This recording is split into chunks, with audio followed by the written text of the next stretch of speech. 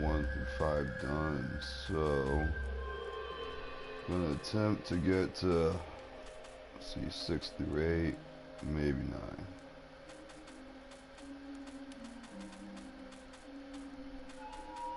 It's pretty much by the time I get to the last story, should have the last trophy I need, and I'll do the last story. That's the true ending.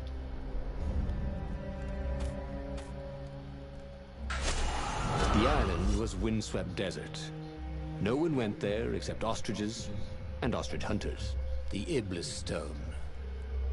It would whisper promises in his ear, offer him power for blood. But this time, Renato was sure he could master it. And so, Bernardo went ostrich hunting.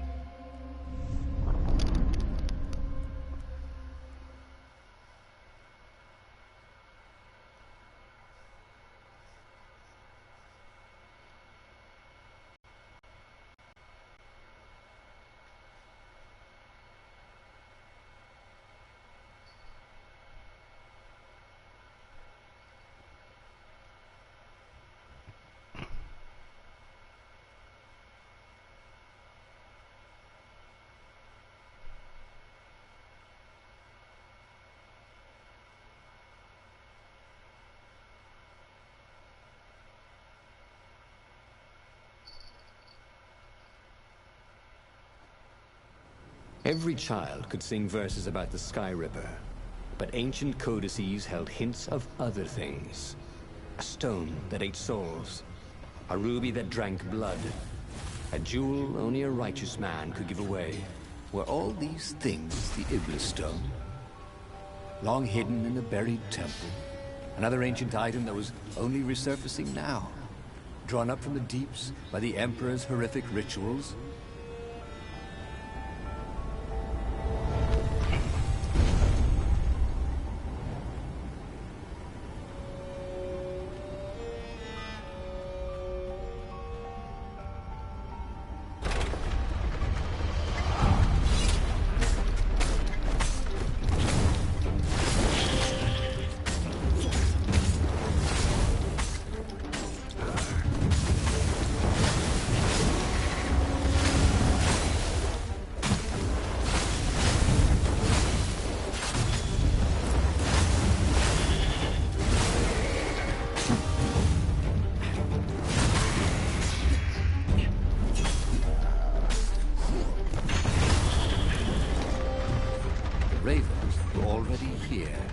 Cawing in frustration.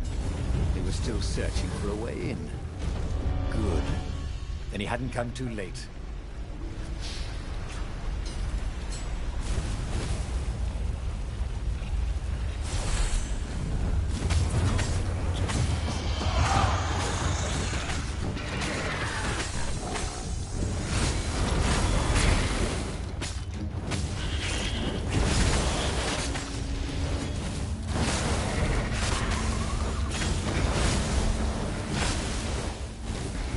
Gone rather well, actually.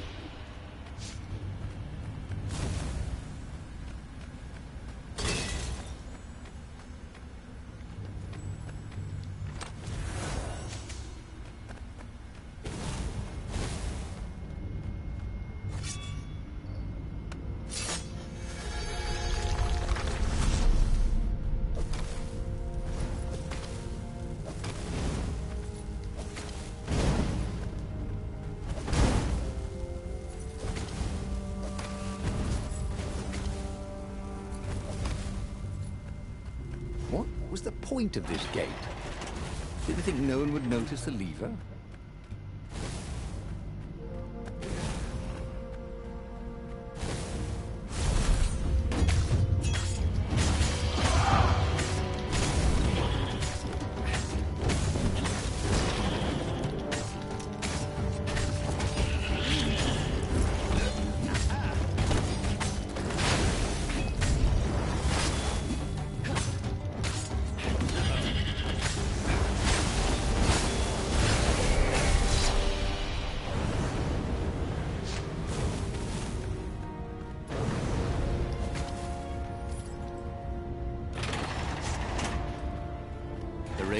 least could not get past this point.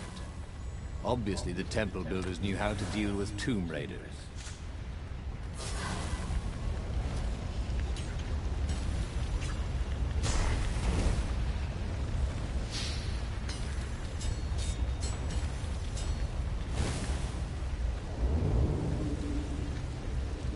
Imagine if you built a house on one of these things. Oh, that would be amazing.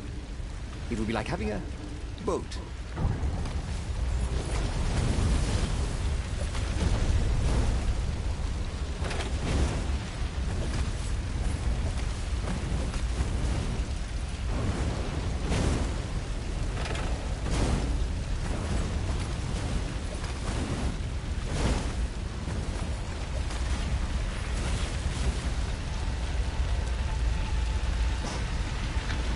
It was a stone of the purest blackness. It reflected no light, like a void made solid. Nervous, he picked it up.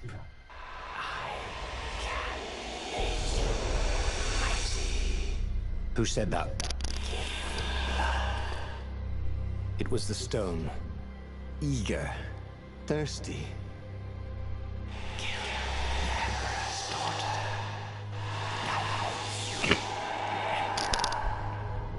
That seemed tempting and terribly wrong. Zenobia was the Emperor's greatest general and a potent witch. But they had been close once. And he had a sneaking suspicion the gem would try to control him. Why not capture the core of Skyripper instead? It was the eye of a lost god torn out by the Transcendent Emperor to power his greatest weapon. What's the core? Said the stone anxiously. But even though Renato knew how evil the gem was, he had a clever plan for dealing with it.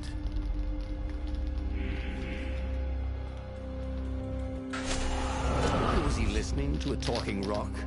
Ah, but the rock had a point. If the stone could truly turn him into a powerful warrior, he could defeat the Emperor with the very weapon the wicked old toad had sought for himself. To be a hero, you had to sacrifice old friends sometimes. Especially when they've become enemies.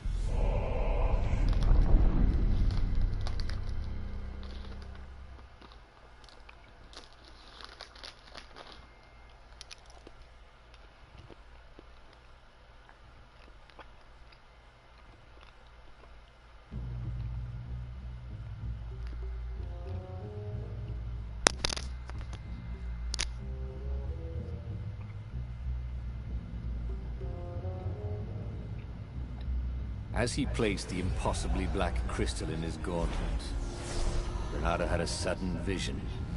Charred fields covered in dead ravens below a black sun.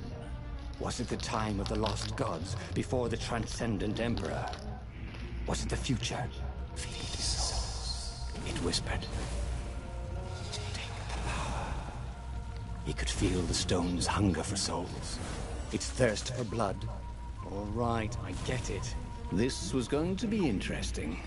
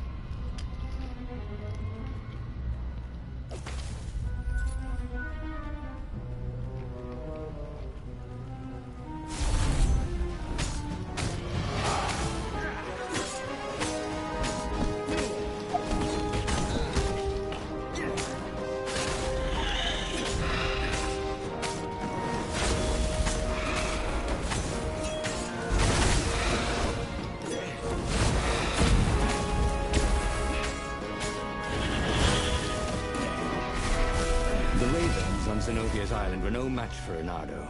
They screamed as the stones sucked out their souls. And with each death, he felt stronger. Take the power, the stone told him.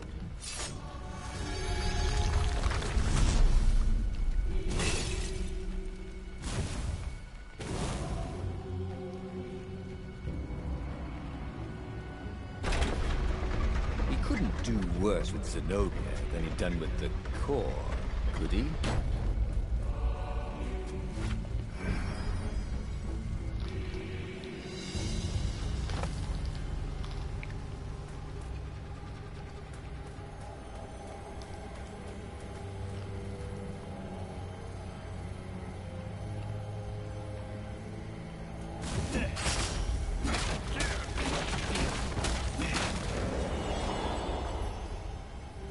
As for the gate, well, he could take her or leave her.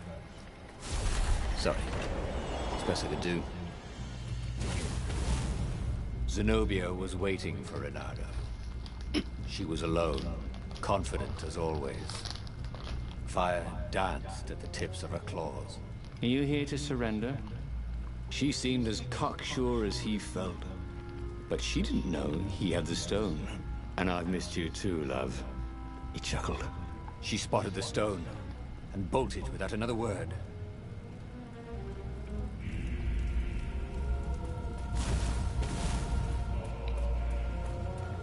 Renato felt like he was ready to learn new things. Thank goodness he didn't have to go to school for that.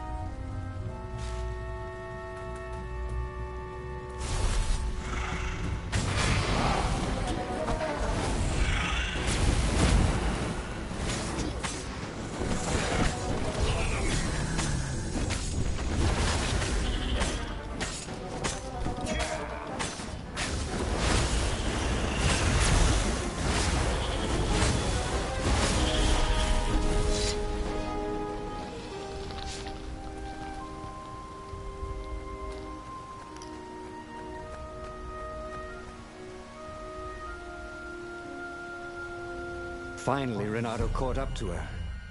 He had never seen her scared before. At school, she'd been the determined, brave one. Now her eyes were wide, frightened.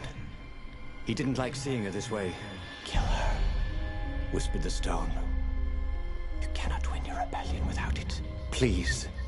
"No," said Zenobia. "Not that way." Oh, they had been so close once. Could he really feed her soul to his demonic gem? But if he spared her, he would not get the full power of the stone. Oh, how could he be the hero he wanted to be? Renato hesitated. Zenobia was his greatest enemy. She was the Emperor's daughter and his greatest general, and the single person Renato least wanted to remove from this world, especially that way. She was holding her arms out before her, hands fluttering, fending him off with hopeless urgency. Nope, she was weaving a spell. He couldn't move. "This thing is evil," she said. She slid the Iblistone out of its slot in his gauntlet and slipped it into a bag. "Maybe we can learn from it." She eyed him with a strange, wry, apologetic look. "I missed you too." And before he could move again, she was gone. Learn from the Iblistone? What did that mean? Would she take it to the palace or to the observatory on the Nexus? If she thought it was evil, she wouldn't want it in the palace. And, after all, it was evil, wasn't it? Maybe I can outrace her to the observatory, thought Renato. Cats can run faster, but foxes can run longer.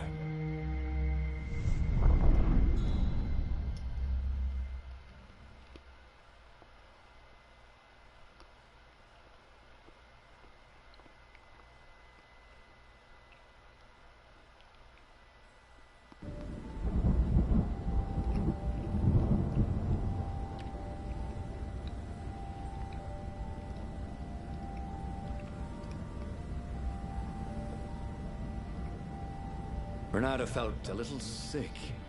Ever since Zenobia had taken the stone from him, he'd felt an ache that wouldn't go away. He missed it. He wanted it back.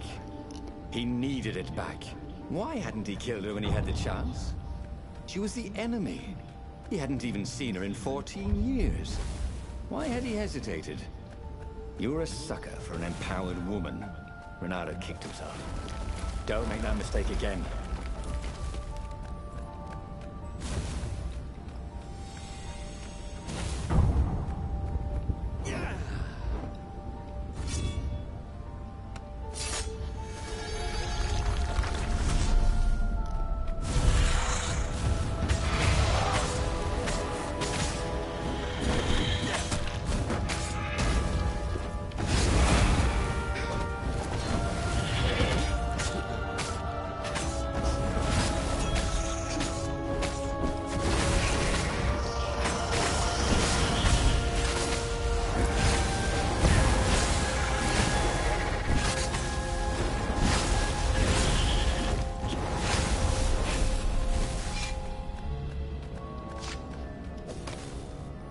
Zenobia thought the stone was evil.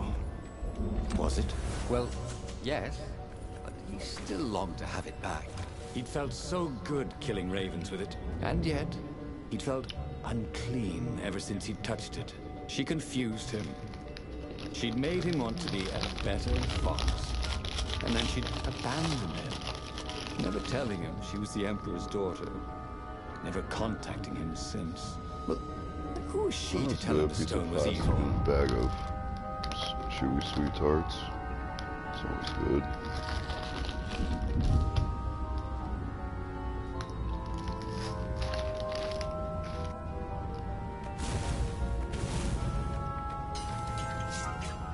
And while he was trying to recover the stone Zenobia had taken from him, the Imperial fleet was tightening its grip. He might fail to save the rebellion, and it would all be her fault. Renato, with a burst of outrage. Not only had she stolen his gem, she'd also stolen his scientists. Sure, they were neutral, but they had helped him discover what the Emperor was up to. They were supposed to be helping me, Renato thought. So unfair. If he was a weapons engineer, Renato would make the cannonballs go much faster. And fire randomly, obviously.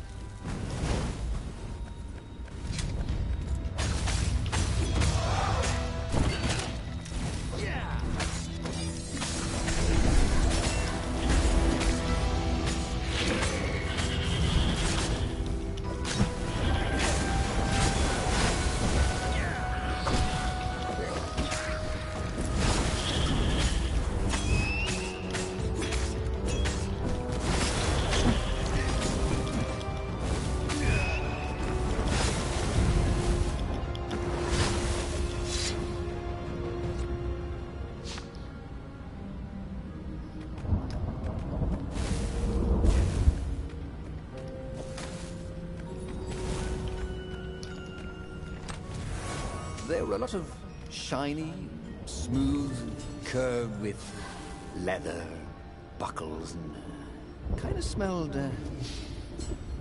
you know what? Never mind. Yes, there was also ore and other useful stuff. Let's focus on that, shall we?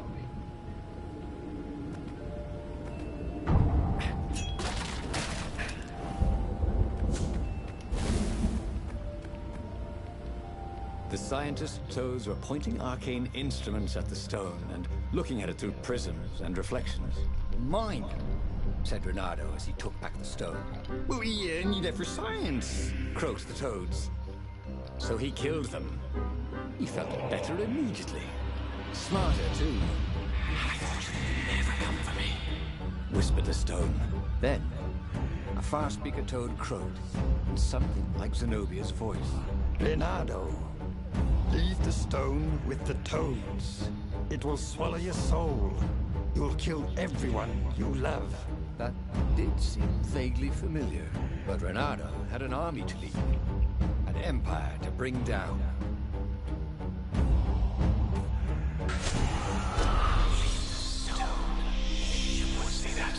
Whispered the stone. It was right. Wasn't Zenobia the Emperor's greatest general? Wasn't Renato fighting for the rebellion?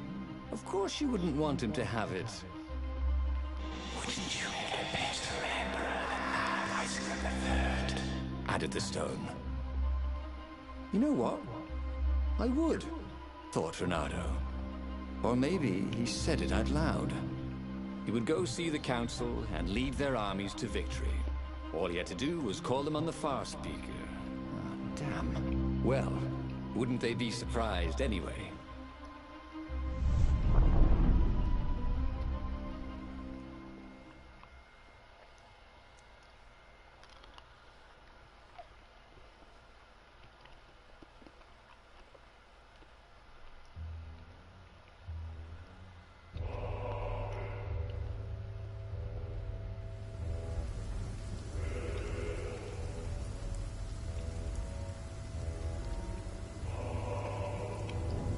Ah, the ruins.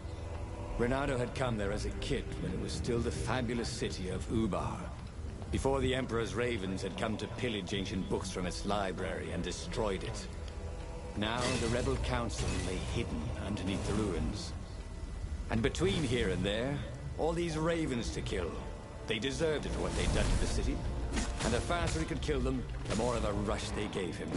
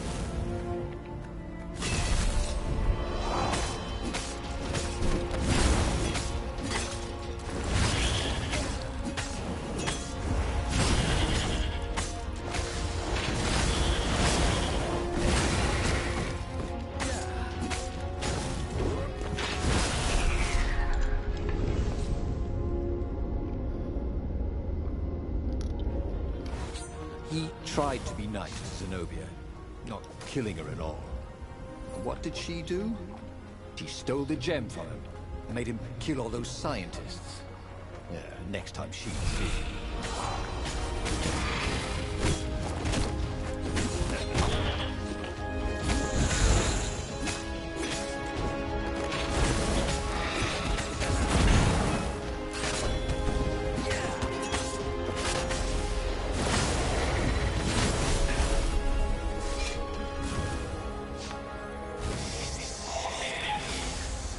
Whispered the stone.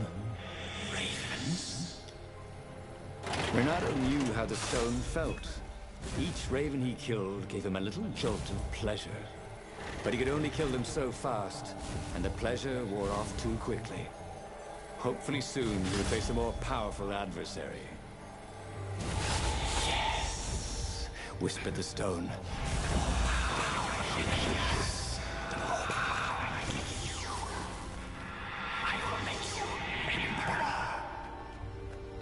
But not with a bunch of mangy ravens.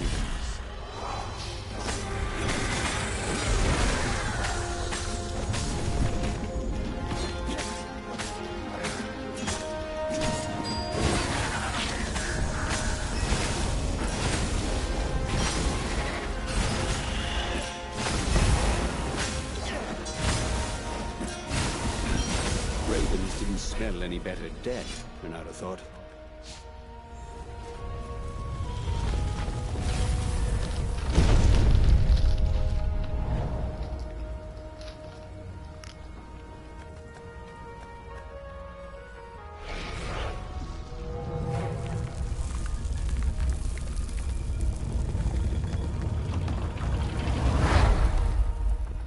As he reached the secret entrance, he was shocked to see Zenobia talking with the council.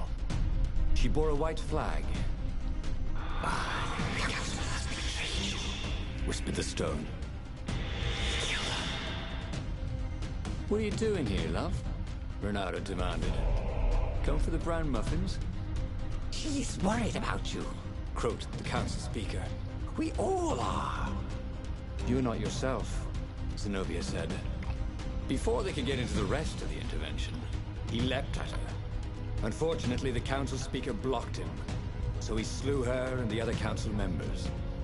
"I'm not giving up," cried Zenobia as she darted off into the ruins. "I think I just killed the entire rebel council," said Renato. See how much power they've given you.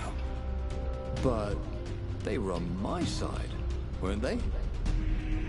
No one is on your side. Except for me. He set sail for the fleet. There, at least, there would be enemies to kill.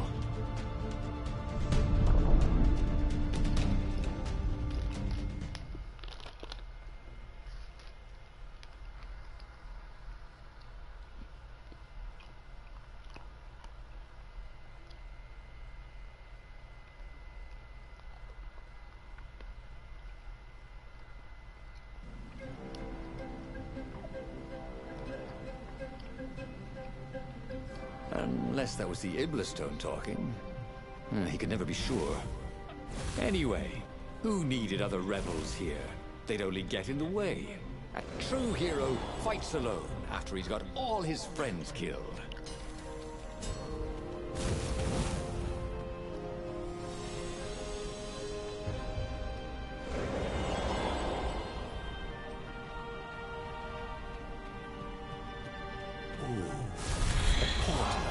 Right into the middle of the fleet. It was a glaring weakness in the defense.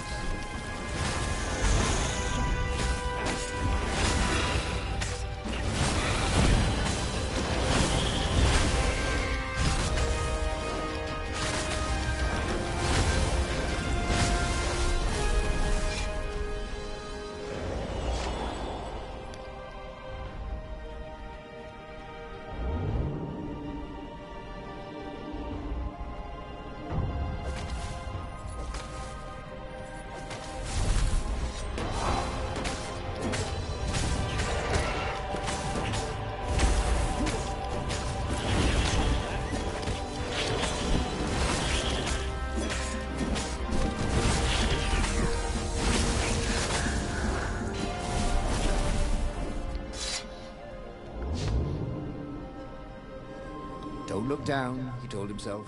Don't look down.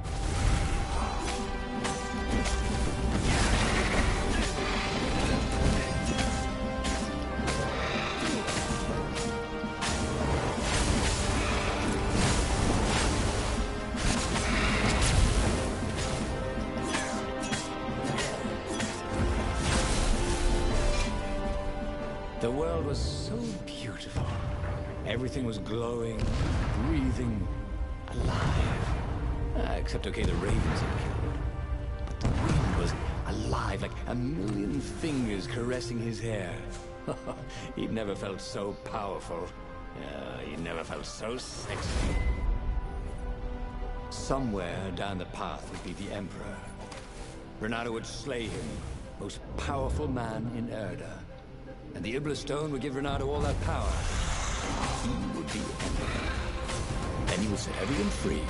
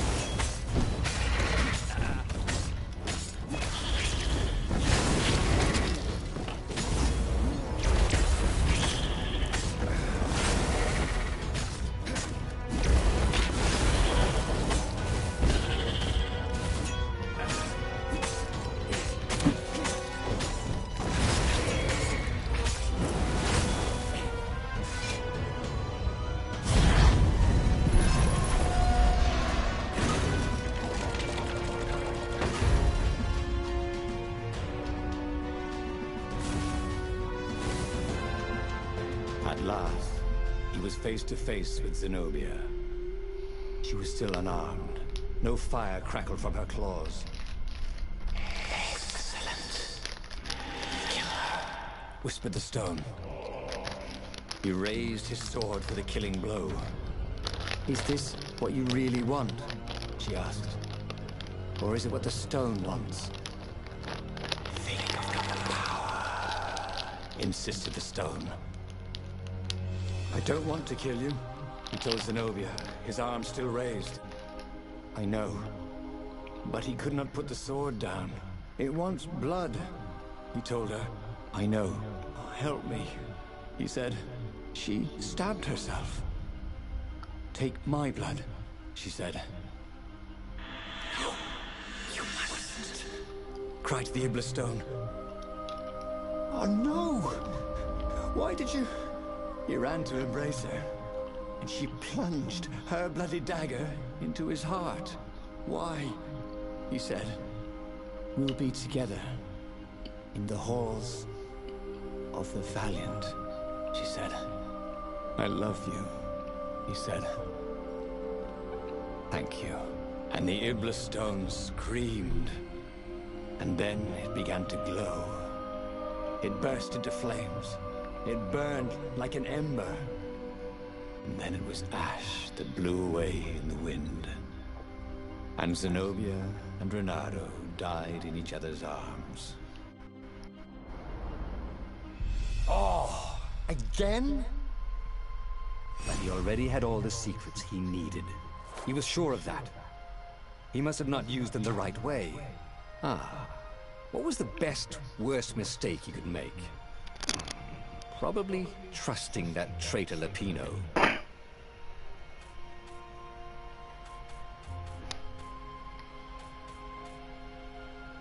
Alright, story 7.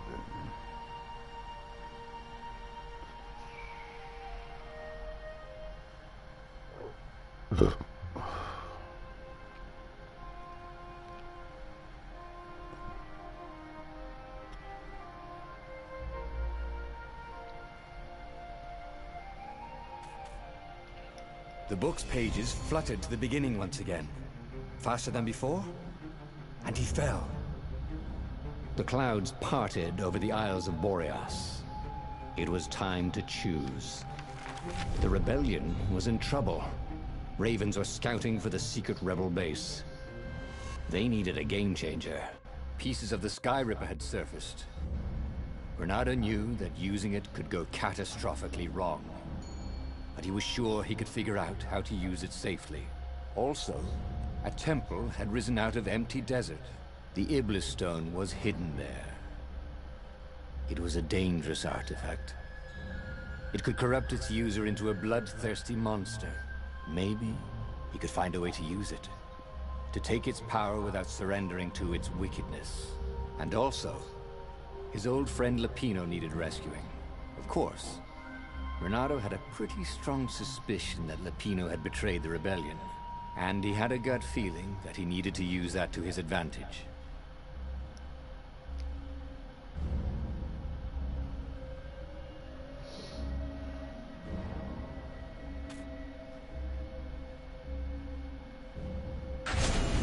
Every child knew about the Sky Ripper. The Transcendent Emperor had buried its pieces deep. And then, this Emperor's horrific sacrifices had brought it back to the surface. Renato wasn't exactly sure how to use the legendary weapon. But surely, there must be some way to do it without provoking another catastrophe.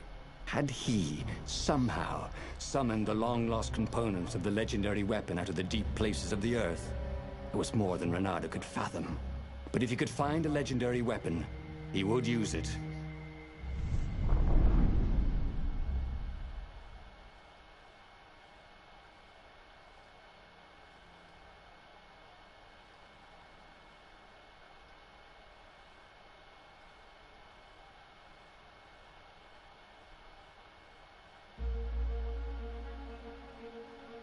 As he set foot on the island, Renato couldn't help feeling a bit curious. Was Lapino still waiting to be rescued? No. He was probably drinking champagne with the Ravens. Did ravens drink champagne? Did rabbits? Renato felt oddly thirsty, come to think of it. Why had he chosen the Sky Ripper? Renato never made plans that required constant vigilance. He was a hero.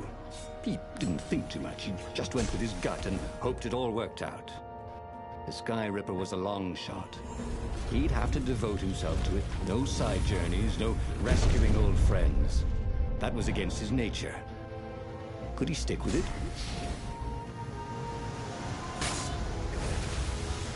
Renato hated gogglers, but it freaked him out to cut them.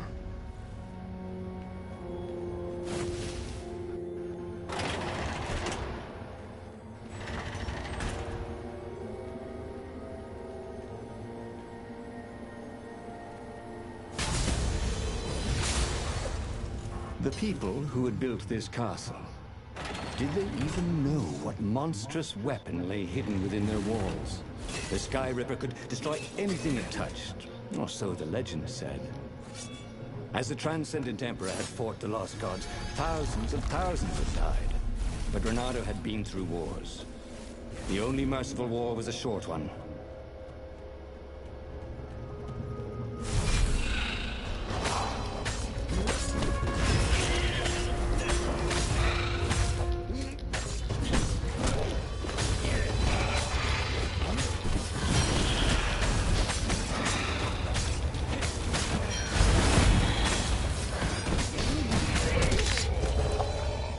Should have faked left and then gone left, he thought.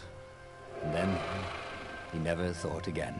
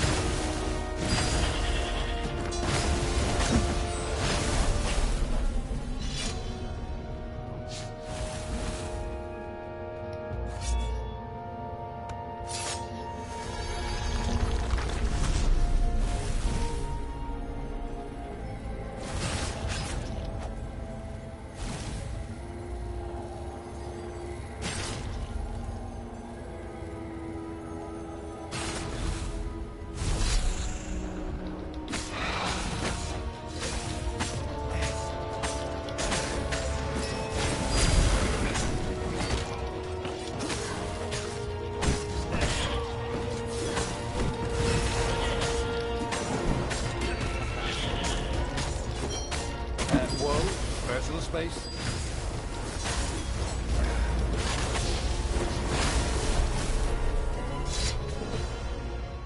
Yeah, need those last few skills so I can actually get the style points I need.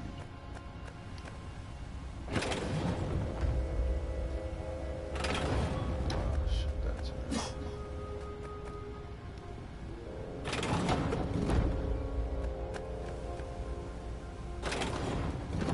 See? With enough leverage, you could go anywhere.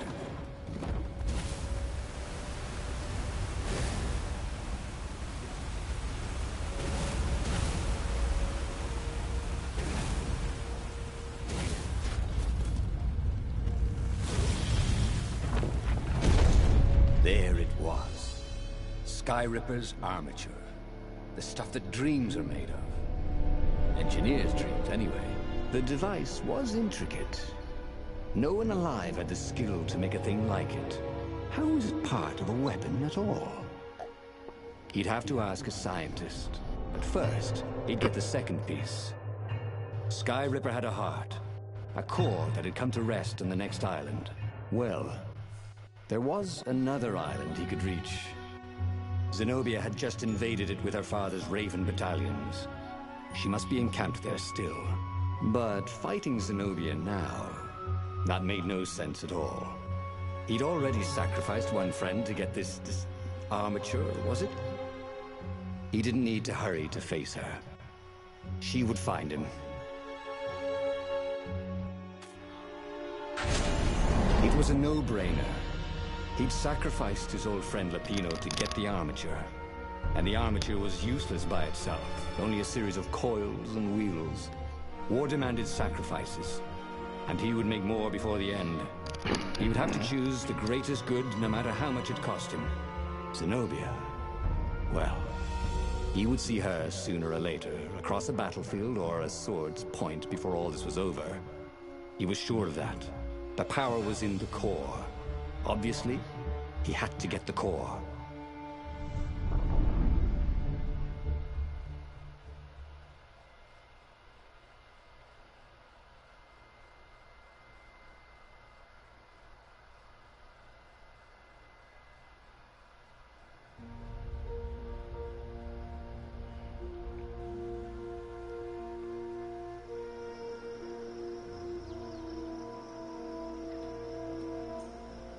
He looked up at the old trees around him.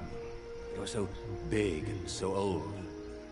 They'd been there before he was born, and they'd be there after he'd passed into legend. Was he confronting his own unimportance? What had got into him?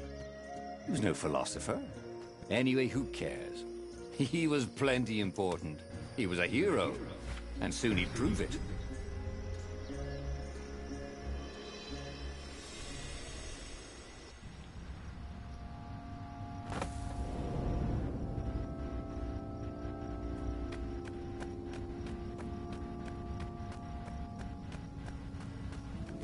There was something sour in the air. Like the earth had ruptured over something that had been fermenting for a very long time. If you get this right, the Imperial Army would run out of ravens.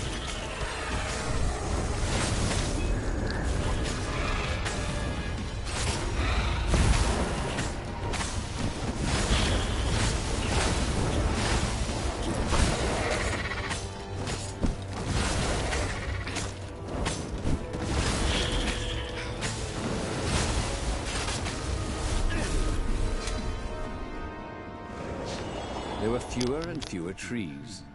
There were only these huge crystalline growths. Had those been here before? He no longer heard birds except for the feverish cawing of the ravens when they attacked. He couldn't smell the small animals of the forest. The mice and rabbits. Where had they gone? He was getting hungry too. This was an unhealthy place to be.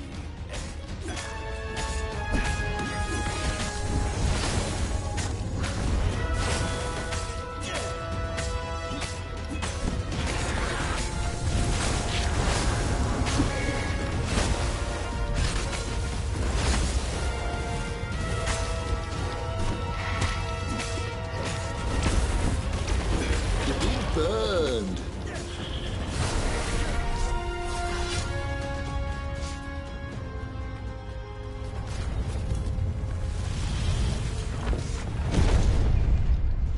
The 20-sided core made him feel physically sick. Once he had sneaked into a temple of the dark art, and he hadn't liked what he smelt and saw there. This felt like that. As quick as he could, he wrangled the icosahedron into the armature. The wheels began to spin, then glow. The sick feeling quickly spun away. Now he only felt sad. He had lost good friends for this war apparatus. Maybe Lapino wasn't such a good friend. Yeah, that made him feel better. He carried his prize back to the Farfarer. Now, he had to make his next move. There was a key Imperial outpost on the Nexus. If this really was some sort of super weapon, he could use it to wreak havoc on the enemy. And if it wasn't, well, better to know that before the final battle. But maybe he should show it to some scientists first. There was an observatory on the Nexus. Maybe he should go there before he fired it. Renato had never been much of a student. At Sword Fu School, he'd never read the books. Just looked at the pictures. And Zenobia. But weapons he understood. His gut told him that the Sky Ripper would work great. He would use it to take out the Imperial outpost. And what's the worst that could happen? The thing wouldn't work, and then he'd take it to the scientists. Right? Renato actually could think of a few things that were worse. But he would make sure they didn't happen this time. Right? Exactly.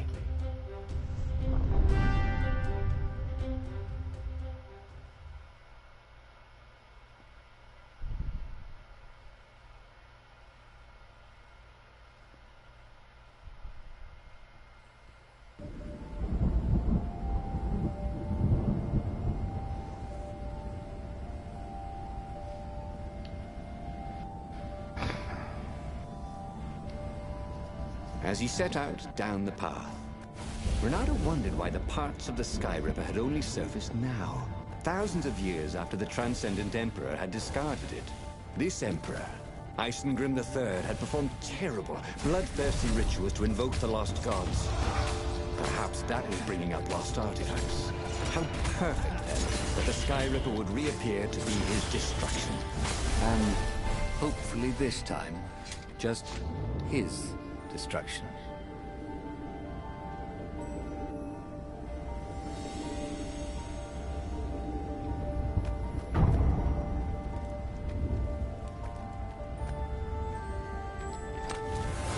There was a cat in this one, and something useful.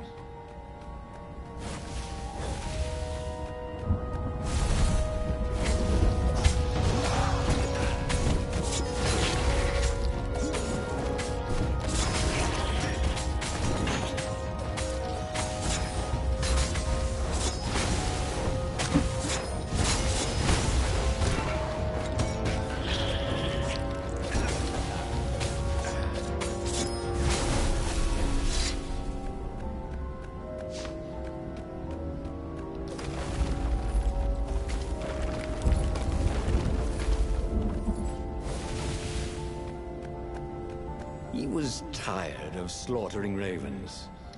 Maybe it was time to test out the new weapon. He turned a knob on the Sky Ripper. It made strange, mechanical noises.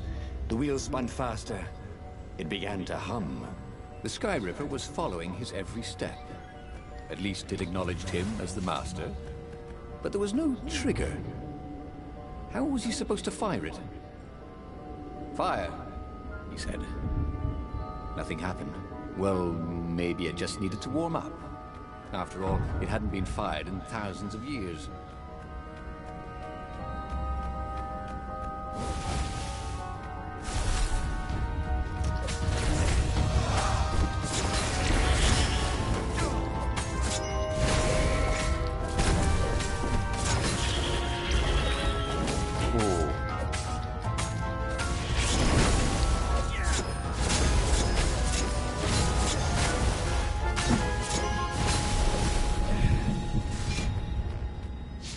The Sky Ripper was making a whining noise now, and its wheels were spinning so fast he could no longer see them. Renato had a thought. Please? He asked. The Sky Ripper began to glow. Boom! The outpost burst into flame. Ravens flapped out screaming, wings on fire. The base was his. The far speaker toad came hopping out. "Renato!" It croaked, sounding like a toad version of Zenobia. "Don't use the Sky Ripper. It will destroy the world." "Yeah, sure it will," cracked Renato. "Pull the other one." If you don't trust me, go see Calaveras. He'll tell you the same thing. Oh, she would say that. That sounded sensible. Why did she always have to sound sensible all the time? Oh, it was infuriating. Of course she would say that. He was supposed to hurry and bring the Sky Ripper to the council so the rebels could actually win the war. But what if she was right? Damn it.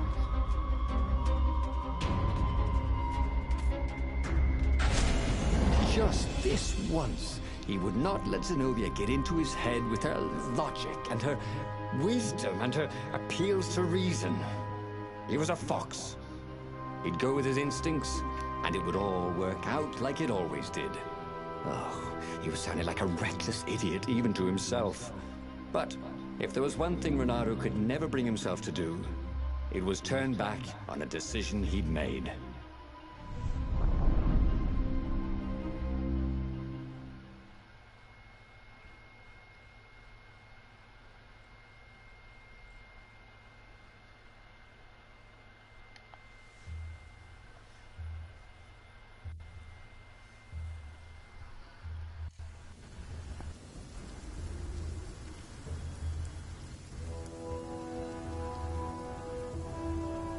Imperials were flapping and cawing all around the ruins. They must be panicking with rumors flying of the superweapon. Maybe they hoped to find and destroy the base before he could put the Skyripper into action. The Skyripper was whining and heating up. It would be time to use that energy soon.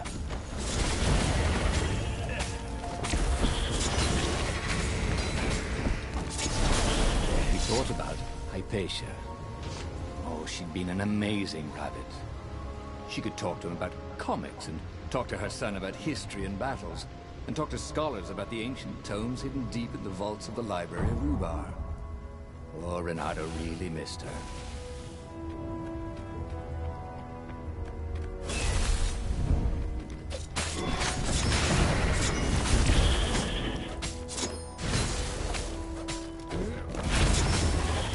Feels so close to you. He wondered if the Council knew he destroyed the outpost. He hoped so. He was excited. With his superweapon, they could actually win their battle with the Imperial fleet.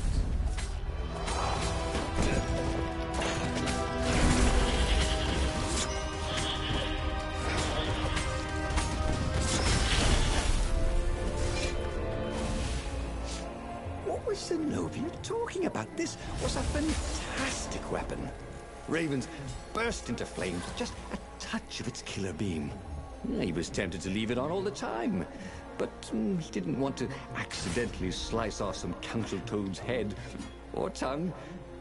She'd been trying to distract him. Well, this time, no one was going to distract him.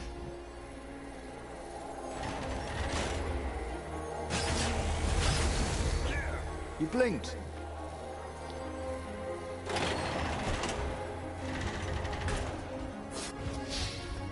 Long stairs.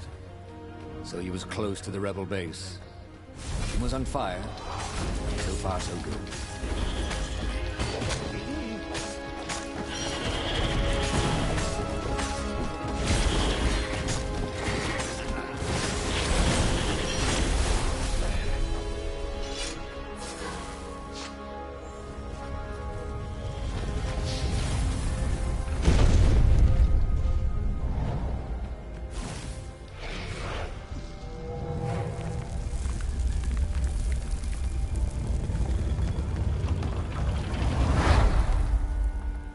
As he headed towards the council chamber, Renato felt everyone watching him. You saved the rebellion, said the council speaker. Frankly, we were afraid you'd turn aside to see that idiot Lapino. Not bloody lightly, Renato told them, feeling he was maybe being a bit harsh on the poor mad rabbit. If you never make sacrifices, he said, you're probably not doing the right thing. The speaker nodded. Are you ready to lead the charge? Let's roll, he said, with grim satisfaction. Renato set sail for the fleet. The Skyripper had lost its wine. It was humming now, as if it had taken some time to seat properly. He had always been irresponsible. This time, he'd done the right thing, made the hard decisions. He was a real hero. He hadn't let himself be distracted by old friends or old lovers turned enemies. Finally, he could be proud of himself.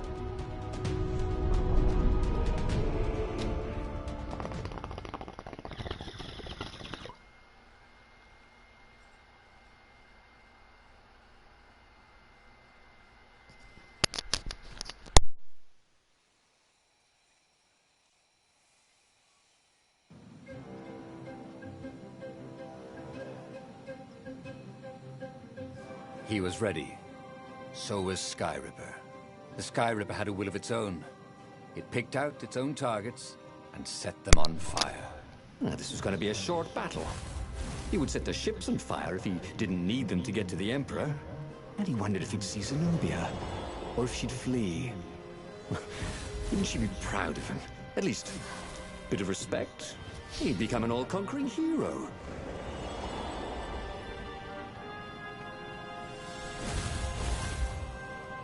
The portal was heavily guarded. It must go someplace they really didn't want him to go.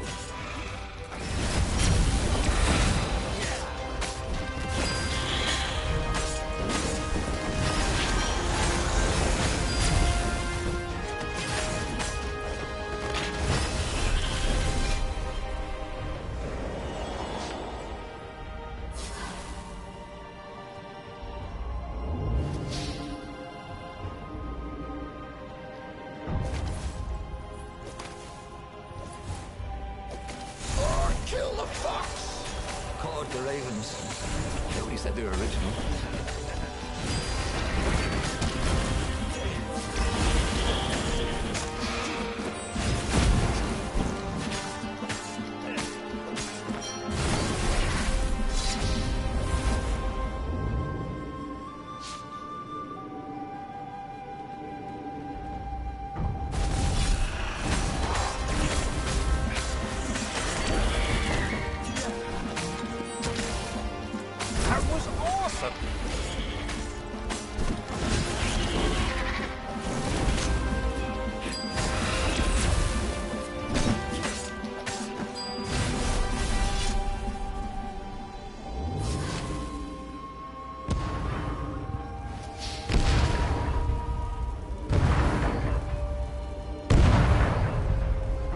There was a parchment on a signpost.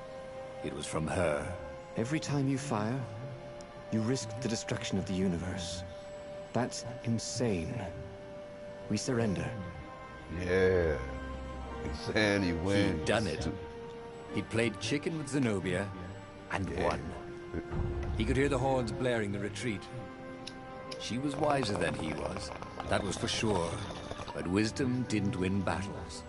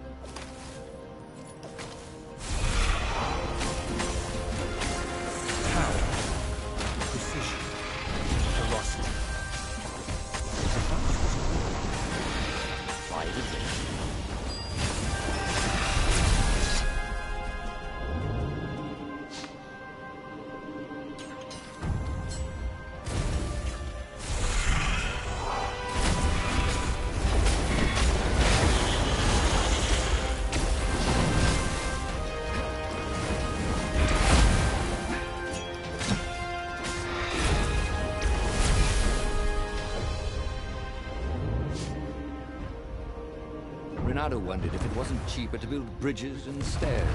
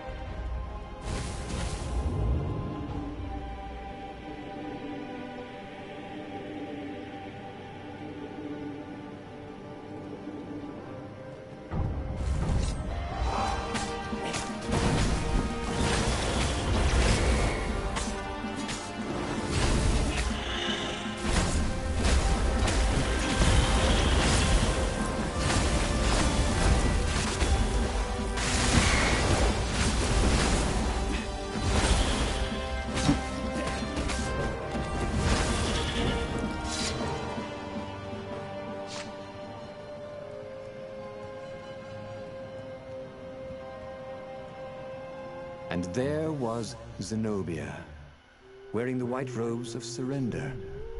She came and kneeled before him. Why didn't you listen to me? I was trying to save you too.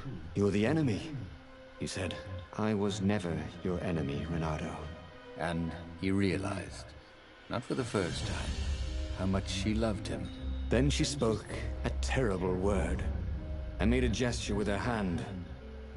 She stopped moving, covered in frost, and he wondered why she'd frozen herself. Then the Sky Ripper froze, and then, for a moment, he felt very cold and discovered that he couldn't move. The next thing he knew, the sun was a giant, monstrously red. It took up half the sky, and he was in a parched red desert. And then, he was on fire. Oh, again? But he already had all the secrets he needed. He was sure of that. He must have not used them the right way. What was the best, worst mistake he could make? Probably trusting that traitor Lapino.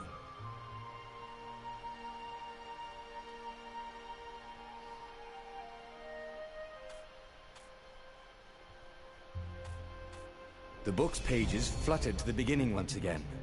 Faster than before, and he fell. The clouds parted over the Isles of Boreas. It was time to choose. The rebellion was in trouble. Ravens were scouting for the secret rebel base. They needed a game changer. Pieces of the Sky Ripper had surfaced. Bernardo knew that using it could go catastrophically wrong. But he was sure he could figure out how to use it safely. Also, a temple had risen out of empty desert. The Iblis Stone was hidden there. It was a dangerous artifact. It could corrupt its user into a bloodthirsty monster. Maybe he could find a way to use it. To take its power without surrendering to its wickedness. And also, his old friend Lapino needed rescuing. Of course, Bernardo had a pretty strong suspicion that Lapino had betrayed the rebellion. And he had a gut feeling that he needed to use that to his advantage.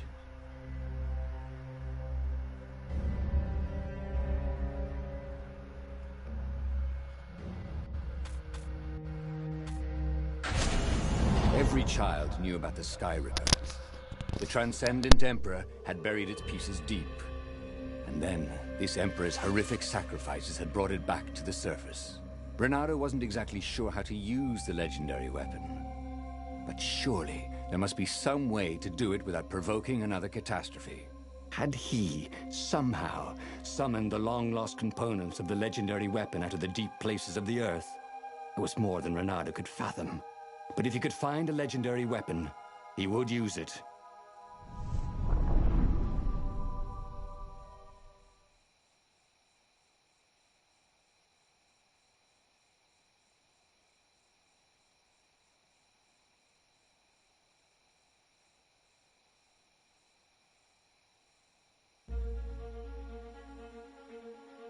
As he set foot on the island, Bernardo couldn't help feeling a bit curious. Was Lapino still waiting to be rescued? No. He was probably drinking champagne with the ravens. Did ravens drink champagne? Did rabbits? Bernardo felt oddly thirsty, come to think of it. Why had he chosen the Sky Ripper? Bernardo never made plans that required constant vigilance. He was a hero. He didn't think too much. He just went with his gut and hoped it all worked out. The Sky Ripper was a long shot. He'd have to devote himself to it. No side journeys, no rescuing old friends. That was against his nature. Could he stick with it?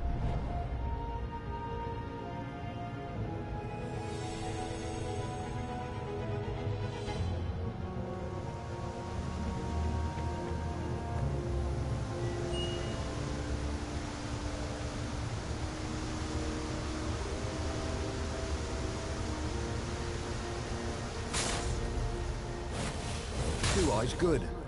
One eye dead.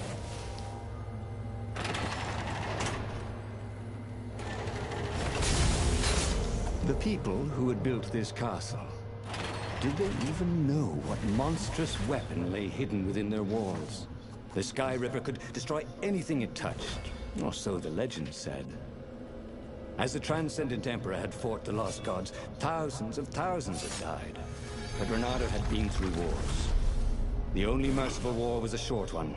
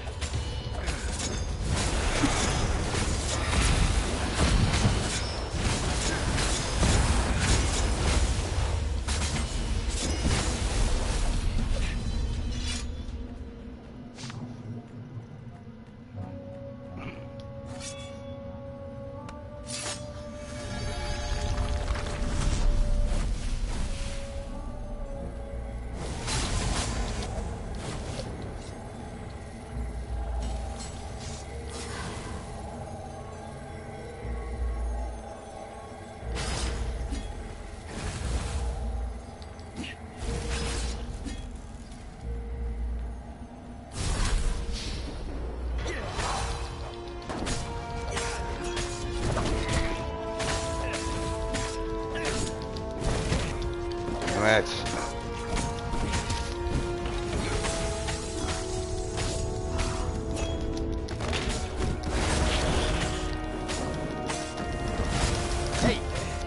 hookup.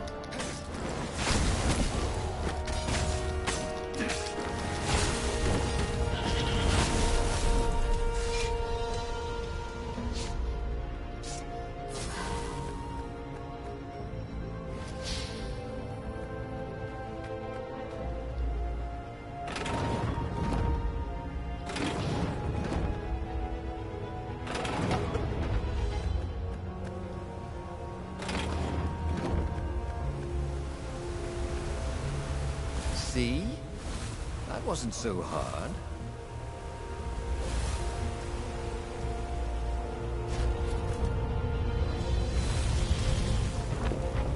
There it was. Sky Ripper's armor. The stuff that dreams are made of. Engineers' dreams, anyway. The device was intricate. No one alive had the skill to make a thing like it. How was it part of a weapon at all? He'd have to ask a scientist. But first, he'd get the second piece. Sky Ripper had a heart. A core that had come to rest on the next island. Well, there was another island he could reach. Zenobia had just invaded it with her father's Raven battalions. She must be encamped there still. But fighting Zenobia now, that made no sense at all. He'd already sacrificed one friend to get this armature, was it? He didn't need to hurry to face her. She would find him. Renato asked himself why he changed course to confront Zenobia. He'd no idea. Because she's Sometimes a whore. he'd just do things, and he could never figure out why he'd done them. Usually, they worked out. After all, he was a hero.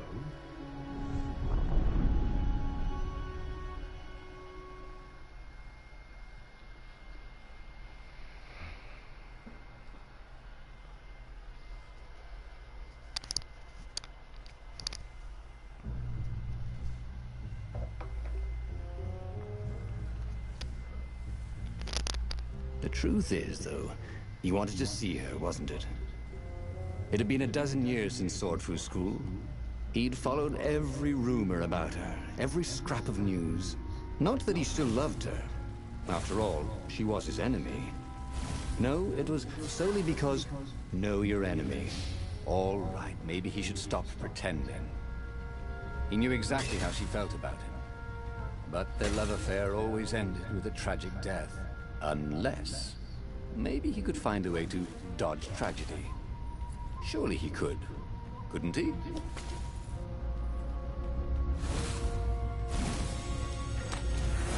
Fruit healing? Well, it was the latest fad, but it seemed to work.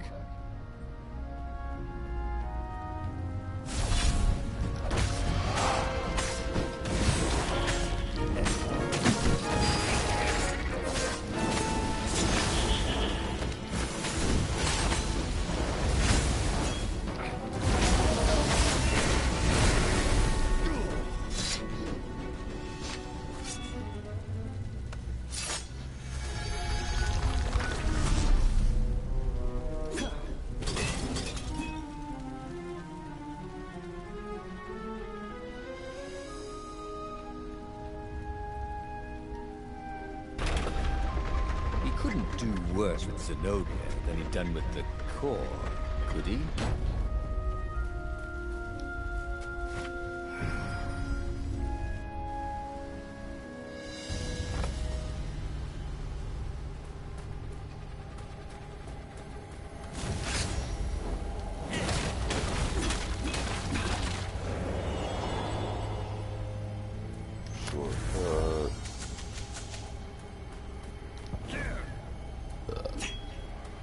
When I built my castle, thought Renato. Renato wasn't entirely sure how he was going to capture Zenobia. She'd be expecting him. And he didn't have Lapino to cook up a clever plan. Why was it again that he hadn't got the core? Maybe because the results tended to be disastrous. These streets were familiar. The Swordfu School was closed now, but he had been down that street 1,000 times. He knew that pub. He knew that alley. He knew the alley behind it much too well. No wonder Zenobia had chosen to invade this island herself.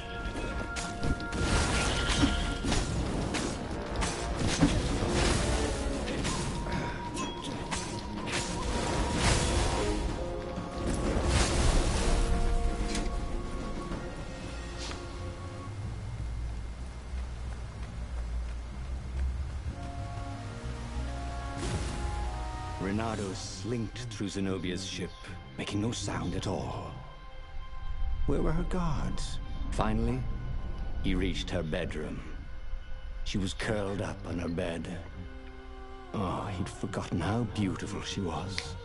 How sleek, how soft. He tapped her on the shoulder with his sword. She vanished, and he suddenly noticed he couldn't move except his mouth. In fact, soon he couldn't keep his mouth shut. He told Zenobia everything. Sky River, the Iblistone, even where the secret rebel base was, until he was hoarse. It was some kind of truth spell. A talky truth spell. She called her father by Farspeaker Toad and filled His Majesty in. But why didn't he get the core? Croaked the Farspeaker in something like His Majesty's croak. Because I missed you, darling. Renato grinned. He doesn't even know why, frowned Zenobia. That makes no sense. It's a trap, shouted the Emperor. I'll meet you at the outpost, and I'll bring my interrogators. If Renato came face to face with the Emperor, maybe he could assassinate him. But maybe it would be smarter and safer to turn Zenobia against her father.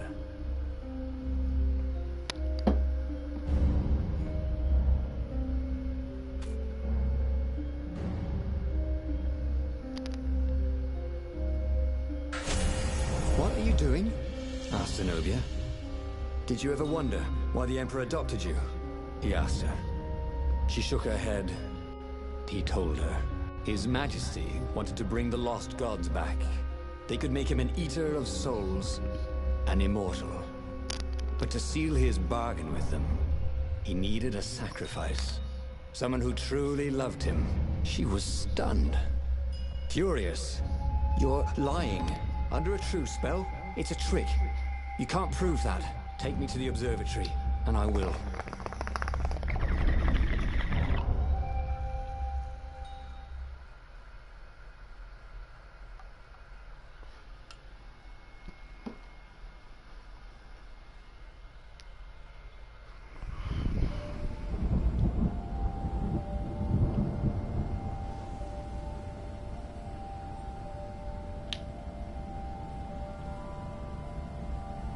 What kind of proof could you possibly have? She said as they landed on the Nexus. Your father ritually sacrificed a village, and he left witnesses? The scientists resurrected one. Dumb son of a bitch. Well, Told him he's not not to. really alive, but it can talk. A true witness. She frowned. The dead can't lie. Well, I bet they could. They just don't have any reason to. She nodded grimly. You go on ahead.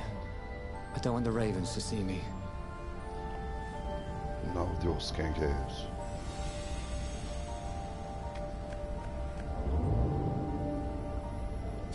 A very clever engineer named Elon Muskrat had got his start making floating platforms. Not many people knew that.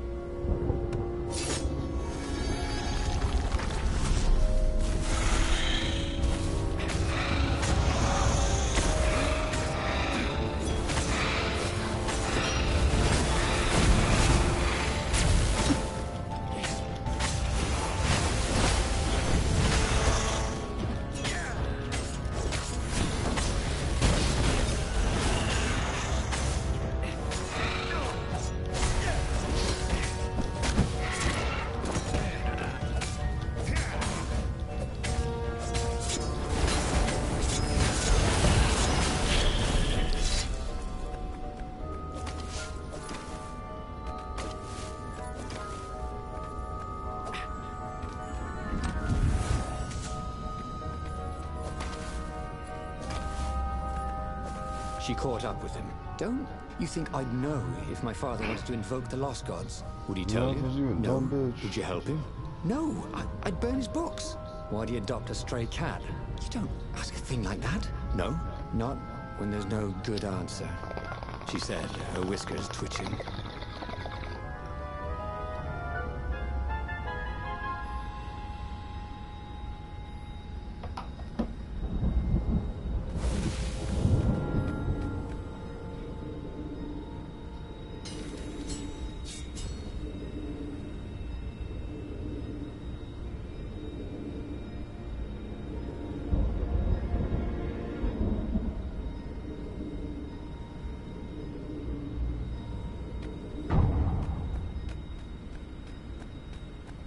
The scientist at the observatory had a true witness to one of the Emperor's blasphemous rituals. The dead could be made to speak for a short while. Interestingly, they could not be made to lie. After all, what do they have to lose or gain by lying?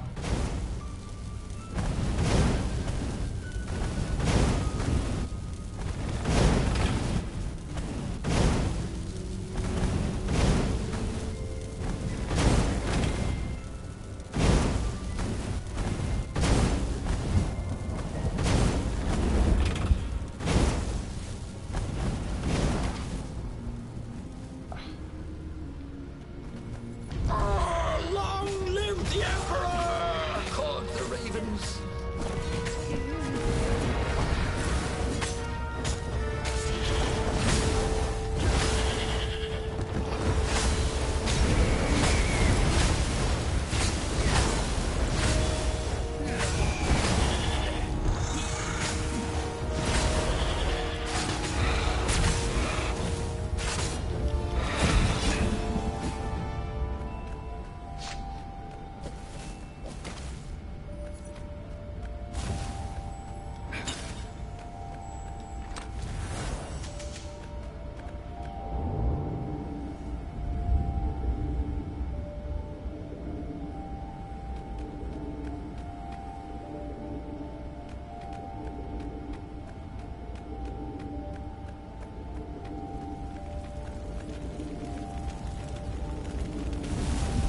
Oh no. They're gone.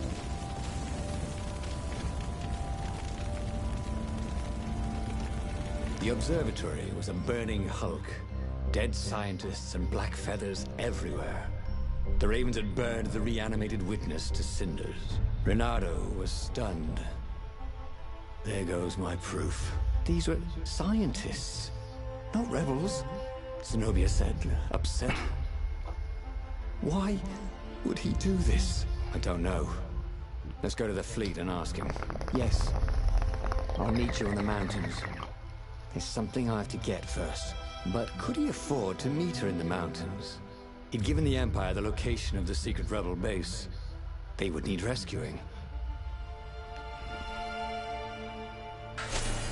Why was he going to meet up with her? Wasn't it more important to rescue the Rebel Council from the almost certain Imperial attack? Why was he in this war anyway? Was it really to fight the good fight, or did he just want to see her again? One of these days, Renato thought, I should really figure out my motives before I pounce. Nah.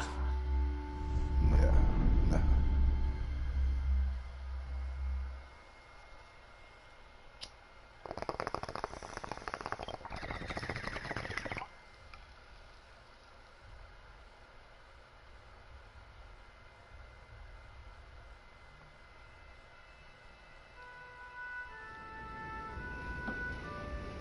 Was it true?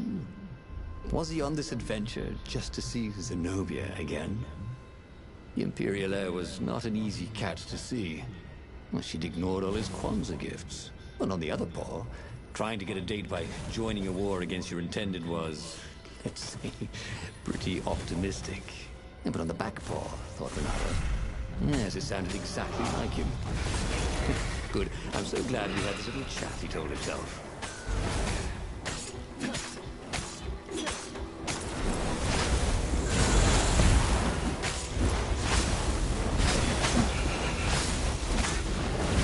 That was fun. Let's do this again sometime.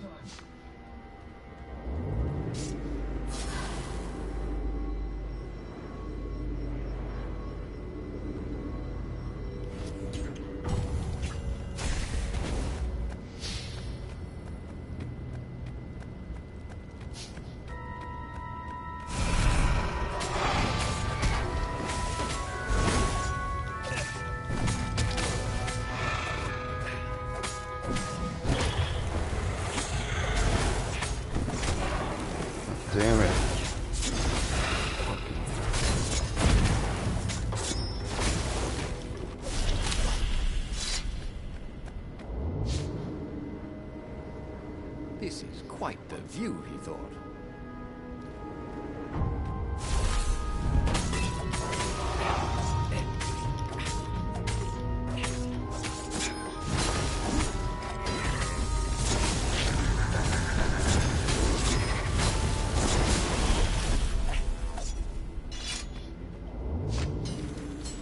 There were a lot of dead ravens along the side of the road. Someone had rampaged through here on a killing spree. What had Zenobia gone to get? Had a chilling feeling it was the Iblis stone. Zenobia was level-headed. Stone could make anyone bloodthirsty. He could tell her style from the blade work on the dead bird.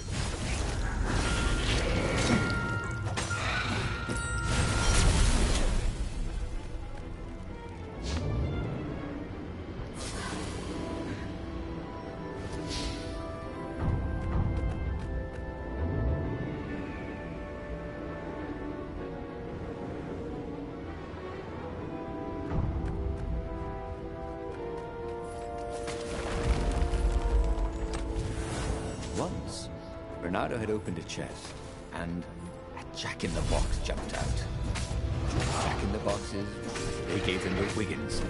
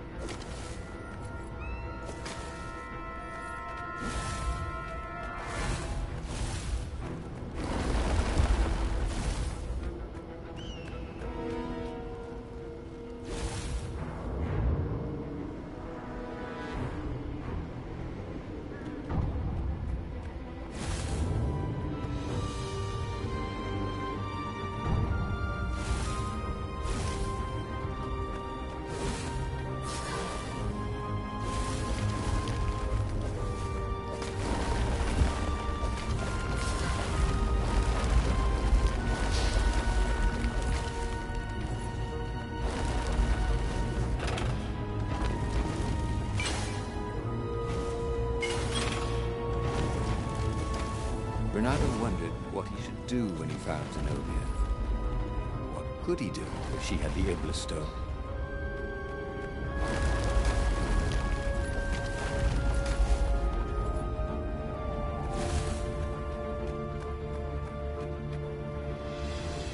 Dun dun dun. Of course she fucking has the stupid goddamn stuff. He reached the summit, expecting no one. But there she was, steaming, pacing. I'm gonna kill him, she said. I'm gonna kill all his ravens, and then him, and then his family, and all their eggs and tadpoles. And then I'm gonna burn down their pond. Did you That sounds like a plan. go and get the Iblis stone? Do you see all these ravens I killed? So much power. I see a problem here. Great, Bernardo said. You really want power from a demonic rock? You want the stone, don't you? Not really. Good. I'd rather not have to kill you. He told her he loved her. That he wouldn't let the Iblis stone take her, even if he had to die for it. Well, he planned to tell her. Now didn't seem like the right time. She'd probably cool off in a bit. So he let her get in her ship and fly off. He rushed back to the Farfarer and followed her, keeping a healthy distance. Zenobia's ship was just visible through the clouds ahead. How could he reason with her? But he had to. The rebels were down for the count. No wonder. He'd betrayed the location of their base, and then he'd abandoned them. And if she became Empress while she was in the grip of the Iblis stone, if she became Empress by murdering her father, she could still be a great Empress. But she could also be a nightmare Empress. She had to be stopped. I always see an issue with all any of that.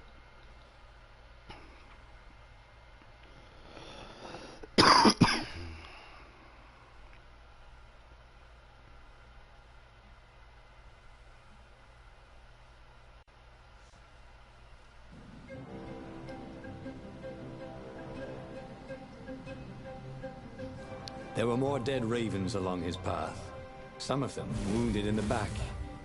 He knew she could have easily talked her way past them, or clouded the little tiny raven brains with a spell. She was going out of her way to kill everything in her path. This wasn't Zenobia, not as he knew her.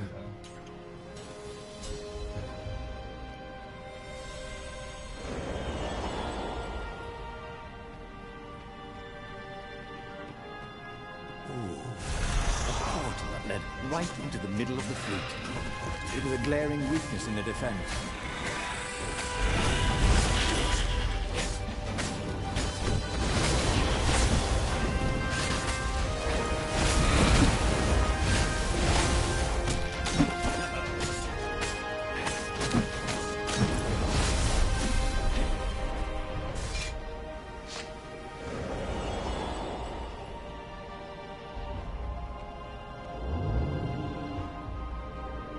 This would be the perfect place for a tic-tac-toe board.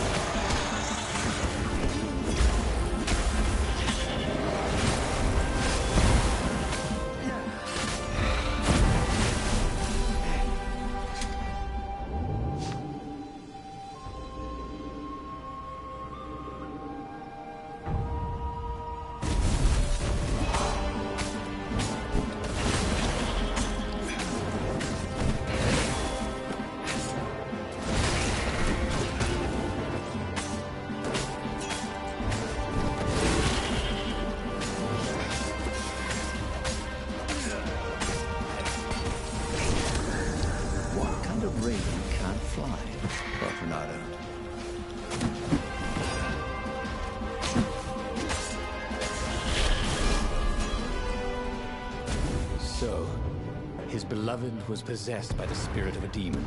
That's what it meant to be a hero. To brave the darkness in your loved one's soul. To have faith there was still good in her. To help her out of that darkness, no matter what the cost. But what? What could he do? She'd kill him if he tried to take the Iblis stone from her.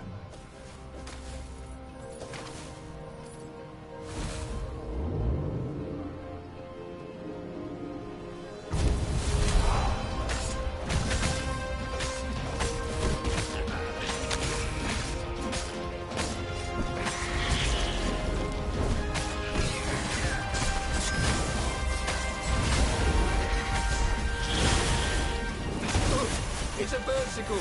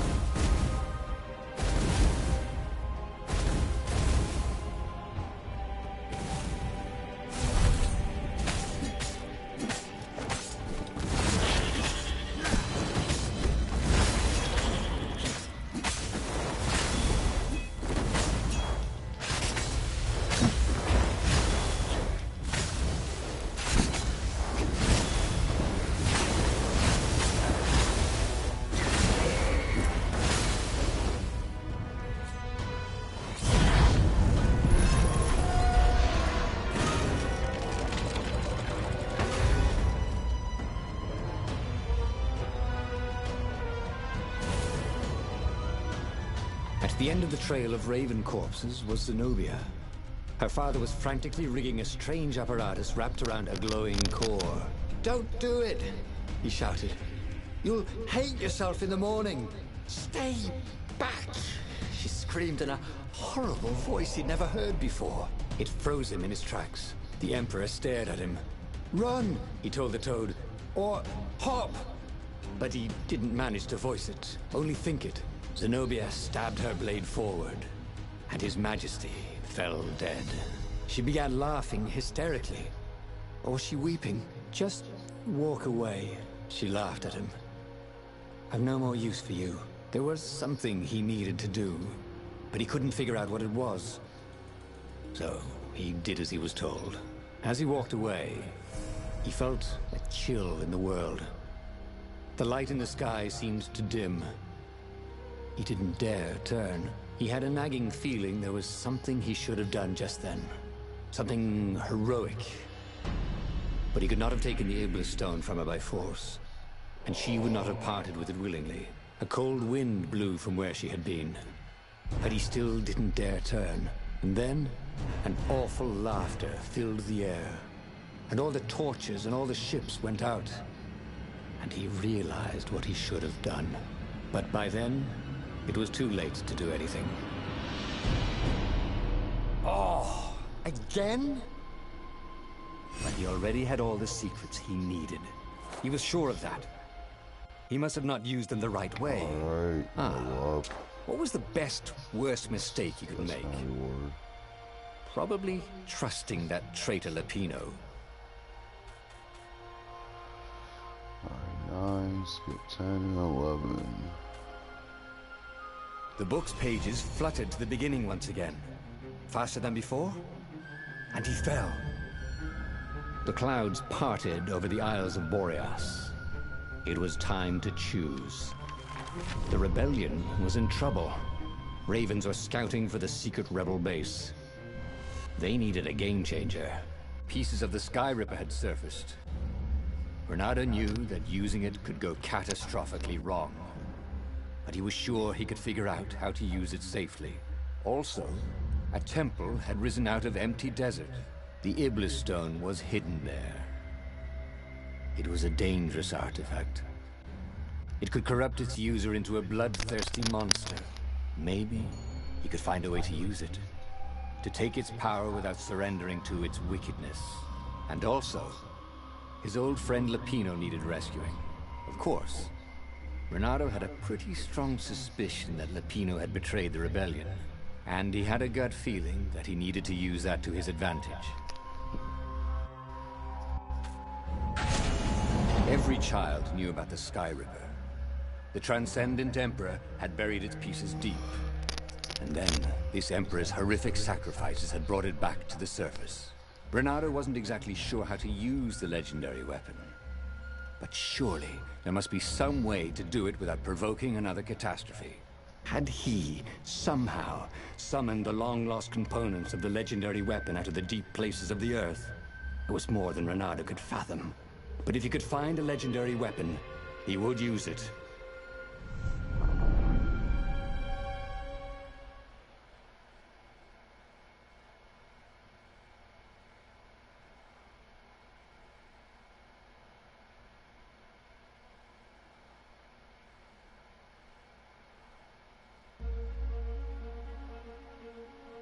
As he set foot on the island, Bernardo couldn't help feeling a bit curious. Was Lapino still waiting to be rescued? No. He was probably drinking champagne with the ravens. Okay. Did ravens drink champagne? Did rabbits? Bernardo felt oddly thirsty, come to think of it. Why had he chosen the Sky Ripper? Bernardo never made plans that required constant vigilance. He was a hero. He didn't think too much. He just went with his gut and hoped it all worked out. The Sky Ripper was a long shot. He'd have to devote himself to it. No side journeys, no rescuing old friends. That was against his nature. Could he stick with it?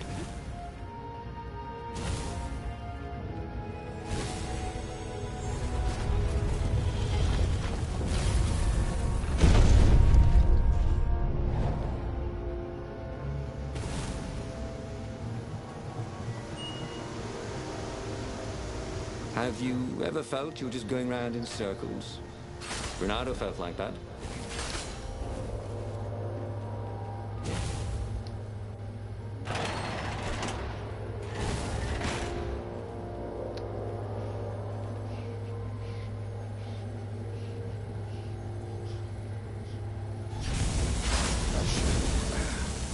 The people who had built this castle, did they even know what monstrous weapon lay hidden within their walls? The Sky Ripper could destroy anything it touched, or so the legend said. As the Transcendent Emperor had fought the Lost Gods, thousands of thousands had died. But Renato had been through wars. The only merciful war was a short one.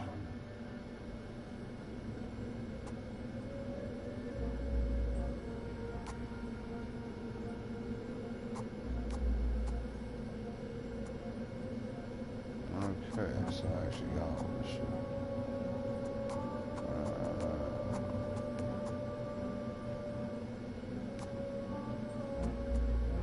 I'll get that to make it easier. Every day he was getting better and better.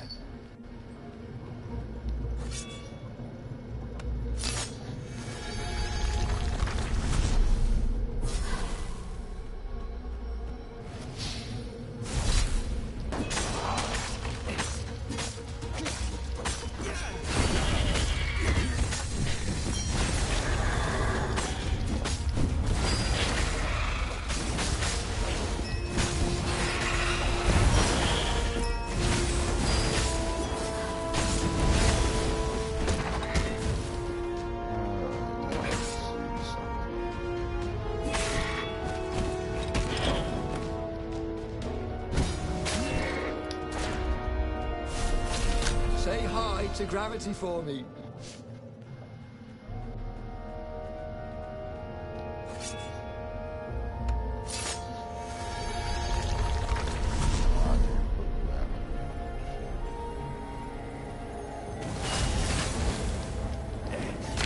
Shit! Damn it.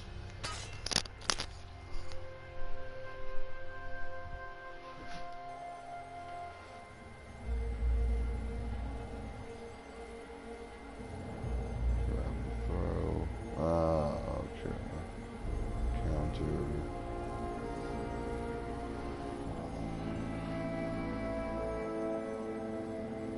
God damn it.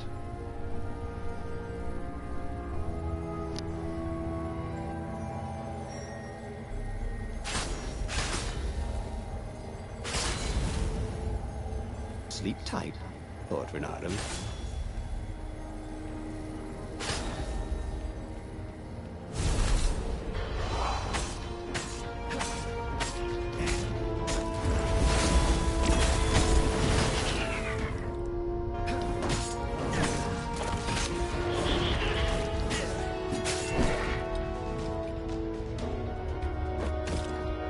Come on.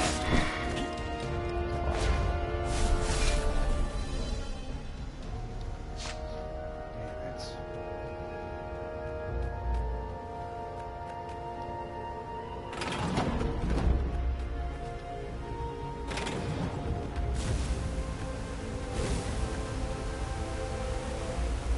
Renato chuckled.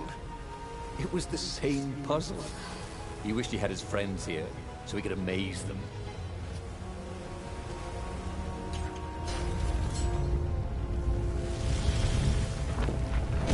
There it was. Sky Ripper's armature. The stuff that dreams are made of. Engineers' dreams, anyway. The device was intricate. No one alive had the skill to make a thing like it. How was it part of a weapon at all? He'd have to ask a scientist. But first, he'd get the second piece. Sky Ripper had a heart. A core that had come to rest on the next island. Well, there was another island he could reach. Zenobia had just invaded it with her father's Raven battalions. She must be encamped there still. But fighting Zenobia now, that made no sense at all. He'd already sacrificed one friend to get this armature, was it? He didn't need to hurry to face her. She would find him.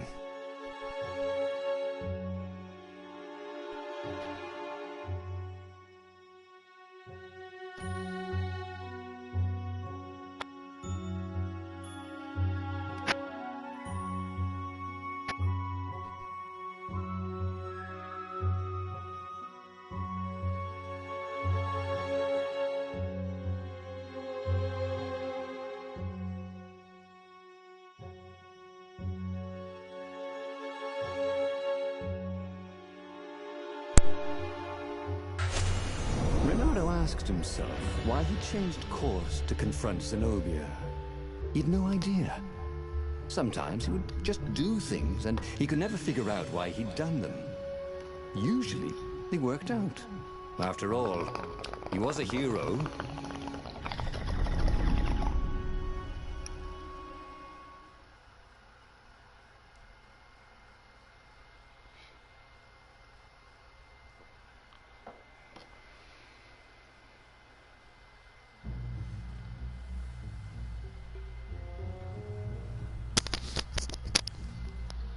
The truth is, though, he wanted to see her, wasn't it? It had been a dozen years since Swordfu School. He'd followed every rumor about her, every scrap of news. Not that he still loved her. After all, she was his enemy. No, it was solely because, know your enemy.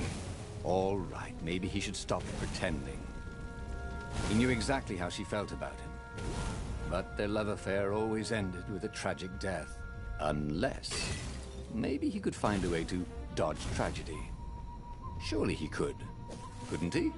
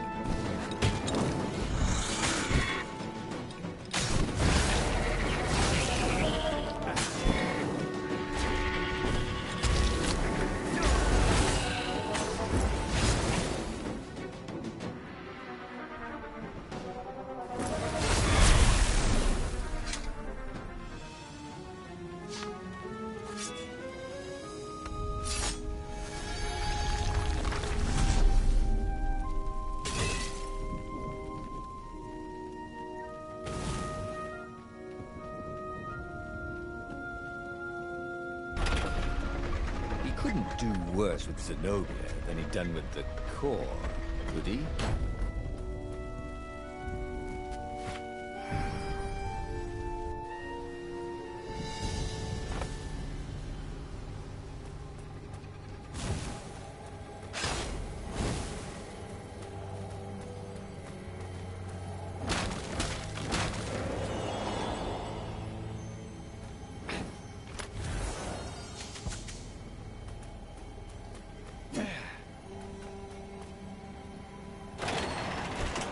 Renato wasn't entirely sure how he was going to capture Zenobia. She'd be expecting him. And he didn't have Lapino to cook up a clever plan. Why was it again that he hadn't got the core? Maybe because the results tended to be disastrous. These streets were familiar. The Swordfu School was closed now, but he had been down that street 1,000 times. He knew that pub. He knew that alley. He knew the alley behind it much too well.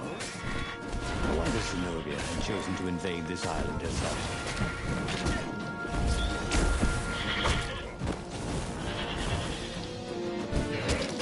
Fresh meat.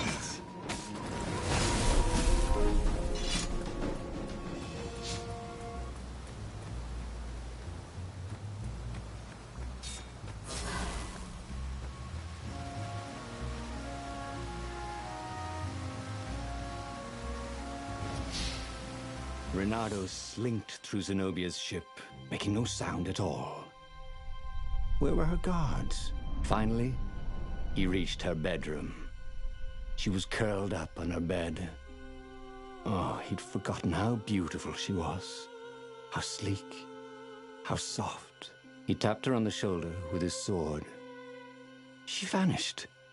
And he suddenly noticed he couldn't move except his mouth. In fact, soon he couldn't keep his mouth shut. He told Zenobia everything. Sky River, the Iblistone, even where the secret rebel base was, until he was hoarse. It was some kind of truth spell. A talky truth spell. She called her father by Farspeaker Toad and filled His Majesty in. But why didn't he get the core? Croaked the Farspeaker in something like His Majesty's croak. Because I missed you, darling. Renato grinned. He doesn't even know why, Frowned Zenobia. That makes no sense. It's a trap. Shouted the Emperor. I'll meet you at the outpost, and I'll bring my interrogators.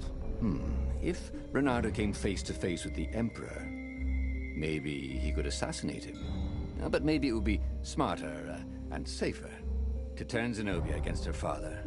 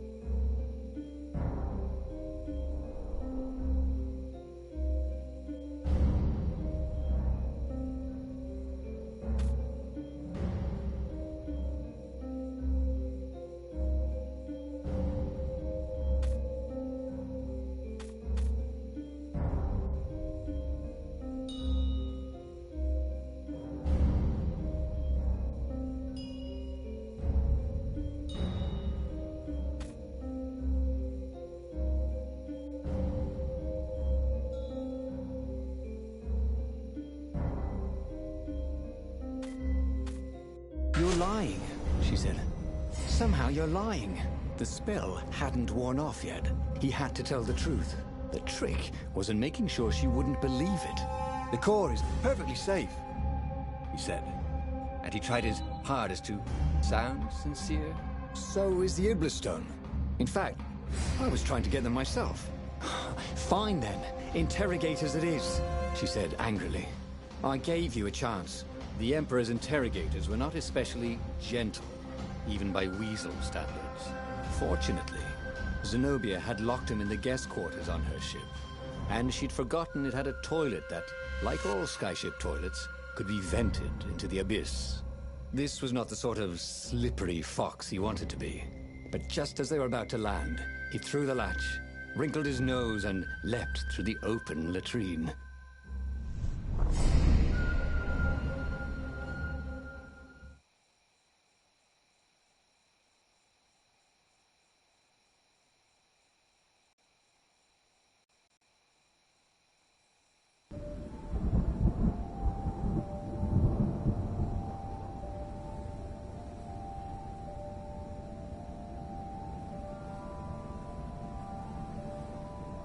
It was a short, safe landing. At least this part of the Nexus hadn't changed too much. Zenobia had been taking him to the Imperial outpost. She'd never expect him to go there by himself. Well, maybe she would. You never knew with her.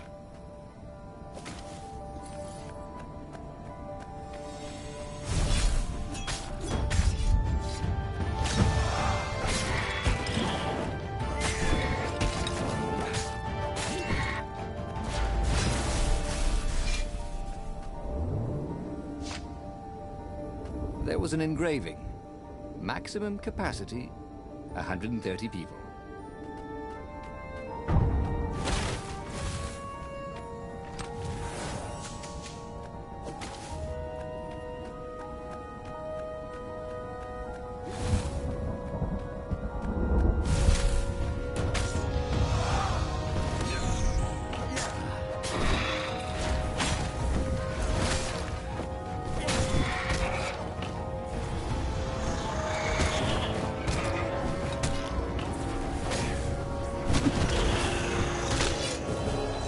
We'll always have Paris, he thought.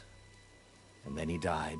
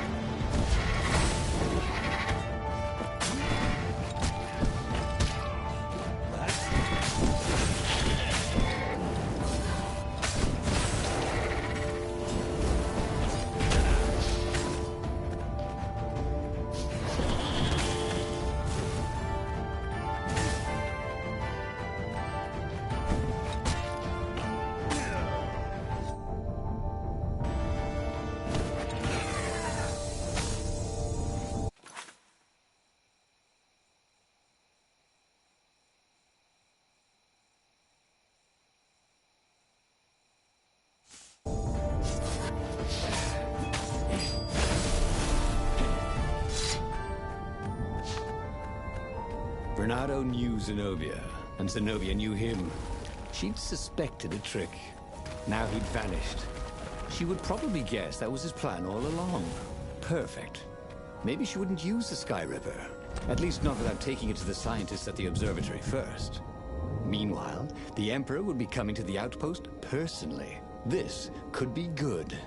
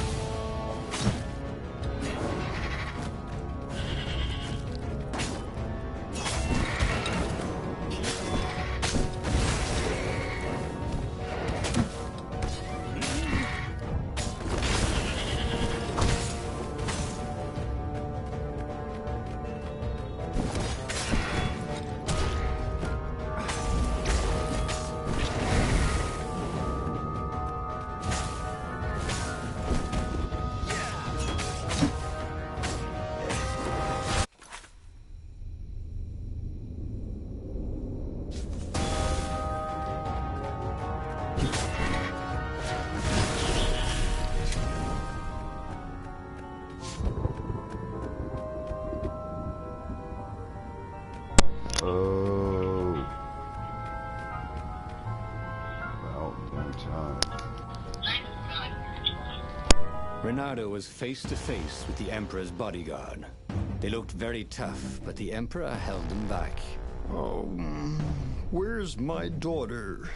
And how would I know that? Renato grinned at him. She lured me here so that you could kill me, didn't she? Ah, don't be ridiculous, said Renato, trying his best to sound convincing. She loves you. Oh, I knew it. The rabbit told me I couldn't trust her. The Emperor hopped out the door. His phalanx of bodyguards retreated carefully. Renato heard someone call, "Arrest her!" as they left. Well, that's a job well done, thought Renato. Now the fleet would be in all sorts of disarray, but maybe he could find her in the mountains. She always used to go to the mountains to hide from the world. Maybe he could even turn her against her father. Or maybe he could reap the benefits of the chaos he had sown. It was time to report to the Rebel Council, and then launch the attack on a divided and very confused Imperial fleet. Renato felt very clever indeed. He'd told the Empire nothing but the truth, and now they suspected everything and everyone. So, why are you going to see Zenobia? He asked himself. It's not just a gloat, is it? No, of course not. Now, turning her against her father was good. It was very good. If she would actually join the rebels, that would be spectacular, right? That was definitely what he was doing.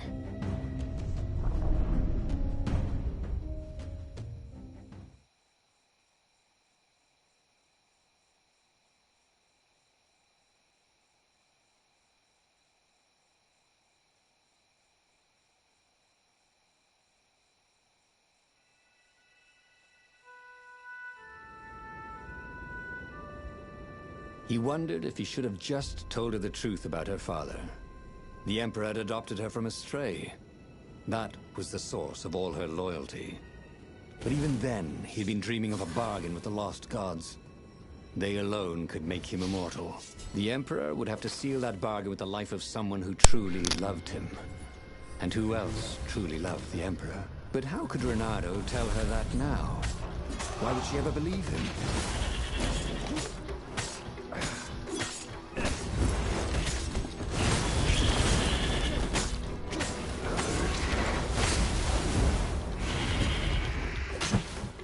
Renato felt bad for littering, but these islands were short on trash cans.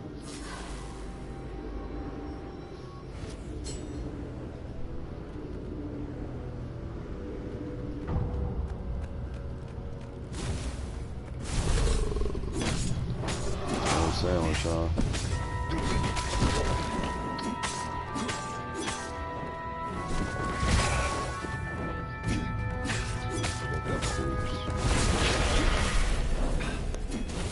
God, racism. Good thing Renato didn't have vertigo. It's a free game on PlayStation Plus, Destinies or something. Work on getting the Platinum Trophy. All I gotta do is complete this book and get the true ending, and I'll have Platinum it. What? Can't understand you, not topless. The funny thing was, she should have trusted him. He told her the truth, the whole truth, and nothing but the truth. Oh, all right. The truth was, he'd played her like a fiddle. And how often had he ever done that? She was so smart. Smarter than him, really.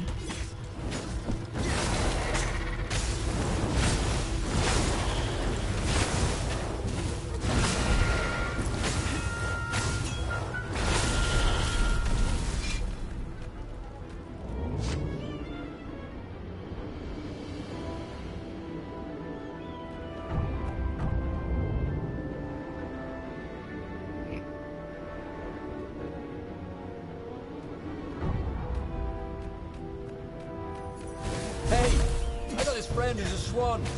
Can he join up if he dyes his feathers?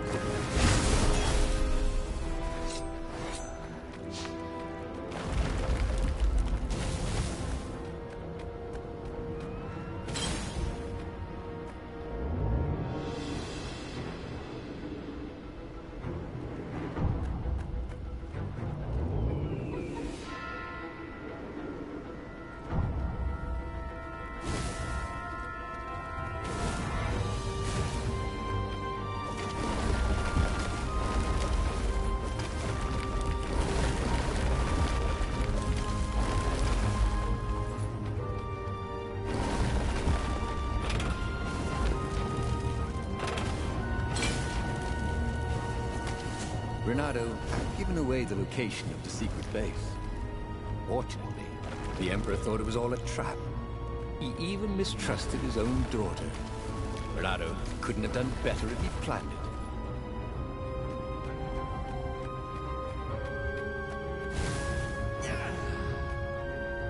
What have you done to me? Zenobia demanded. My own father thinks I'm a traitor. So? But I'm loyal. So what? You're a bastard, Renato, she said. Now, you love that about me. You really did want the core, didn't you? And the Iblis stone. Yep. He gloated. You get all that? She said to the far speaker toad he'd failed to spot. I am so relieved, my daughter, said the far speaker. And Zenobia got into her ship and flew off. Damn it. The old far speaker trick. How had he missed it? This was very bad. Zenobia back in her father's good graces, and both of them ready to use the core and the Iblis stone. He got back on the Farfarer. Briefly, Renato thought of fleeing. The odds were surely against him. Never tell me the odds, he told himself. Odds confused him. He preferred to trust his gut. And so he sailed on to attack the fleet. Alone, if necessary.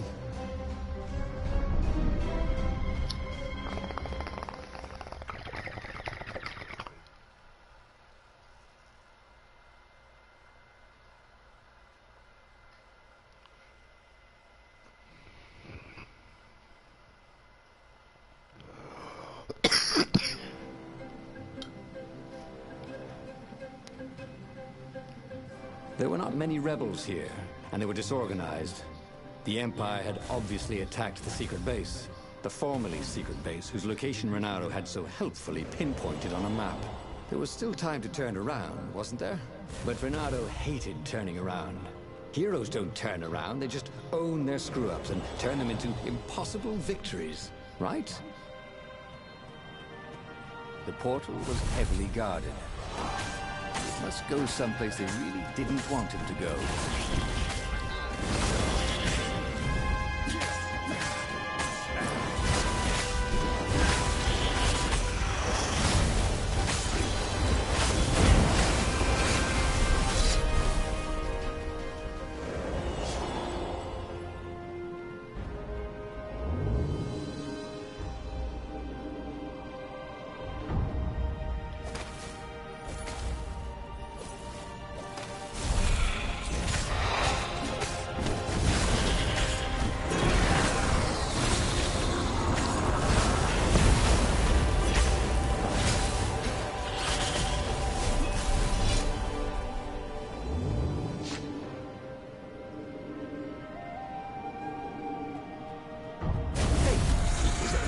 that a word for a lot of ravens?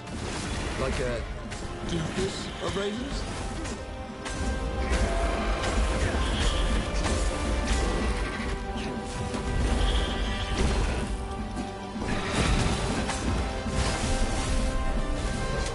The odd thing was, Renado's personal battle was going fairly well. The ravens immediately in front of him were no quicker or tougher than usual. Where was the power of the core? Blasting him off into the abyss. And where was Zenobia? She must be up to something. But whatever it wasn't his problem. Not yet, anyway. It was all going surprisingly well.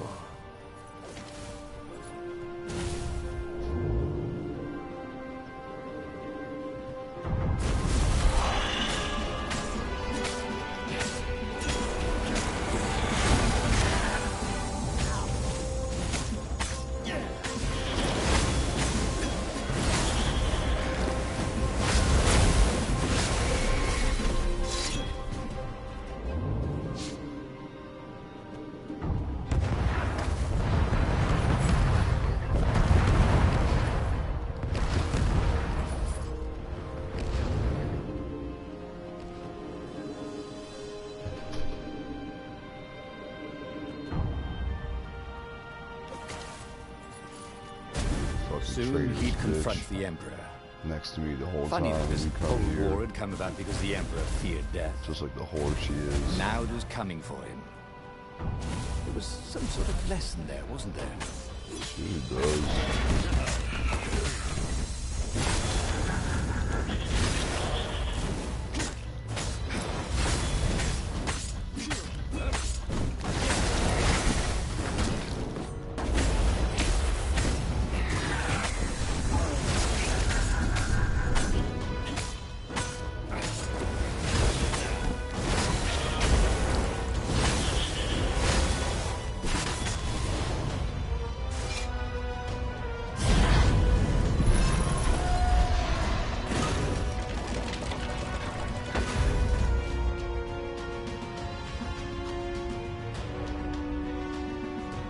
At last, he came to Zenobia and the Emperor.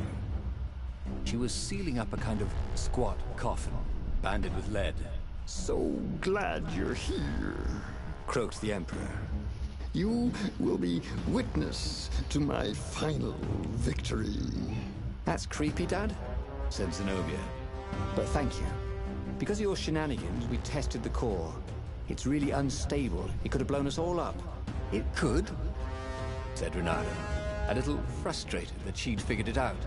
Anyway, we already destroyed your secret base, so we don't need a super weapon. We're just going to bury it. Do we, torture you? Or give you a medal? Sometime later, Renato got an invitation to attend the Emperor's ritual sacrifice of his daughter. They took him out of his dungeon cell and gave him all his medals to wear.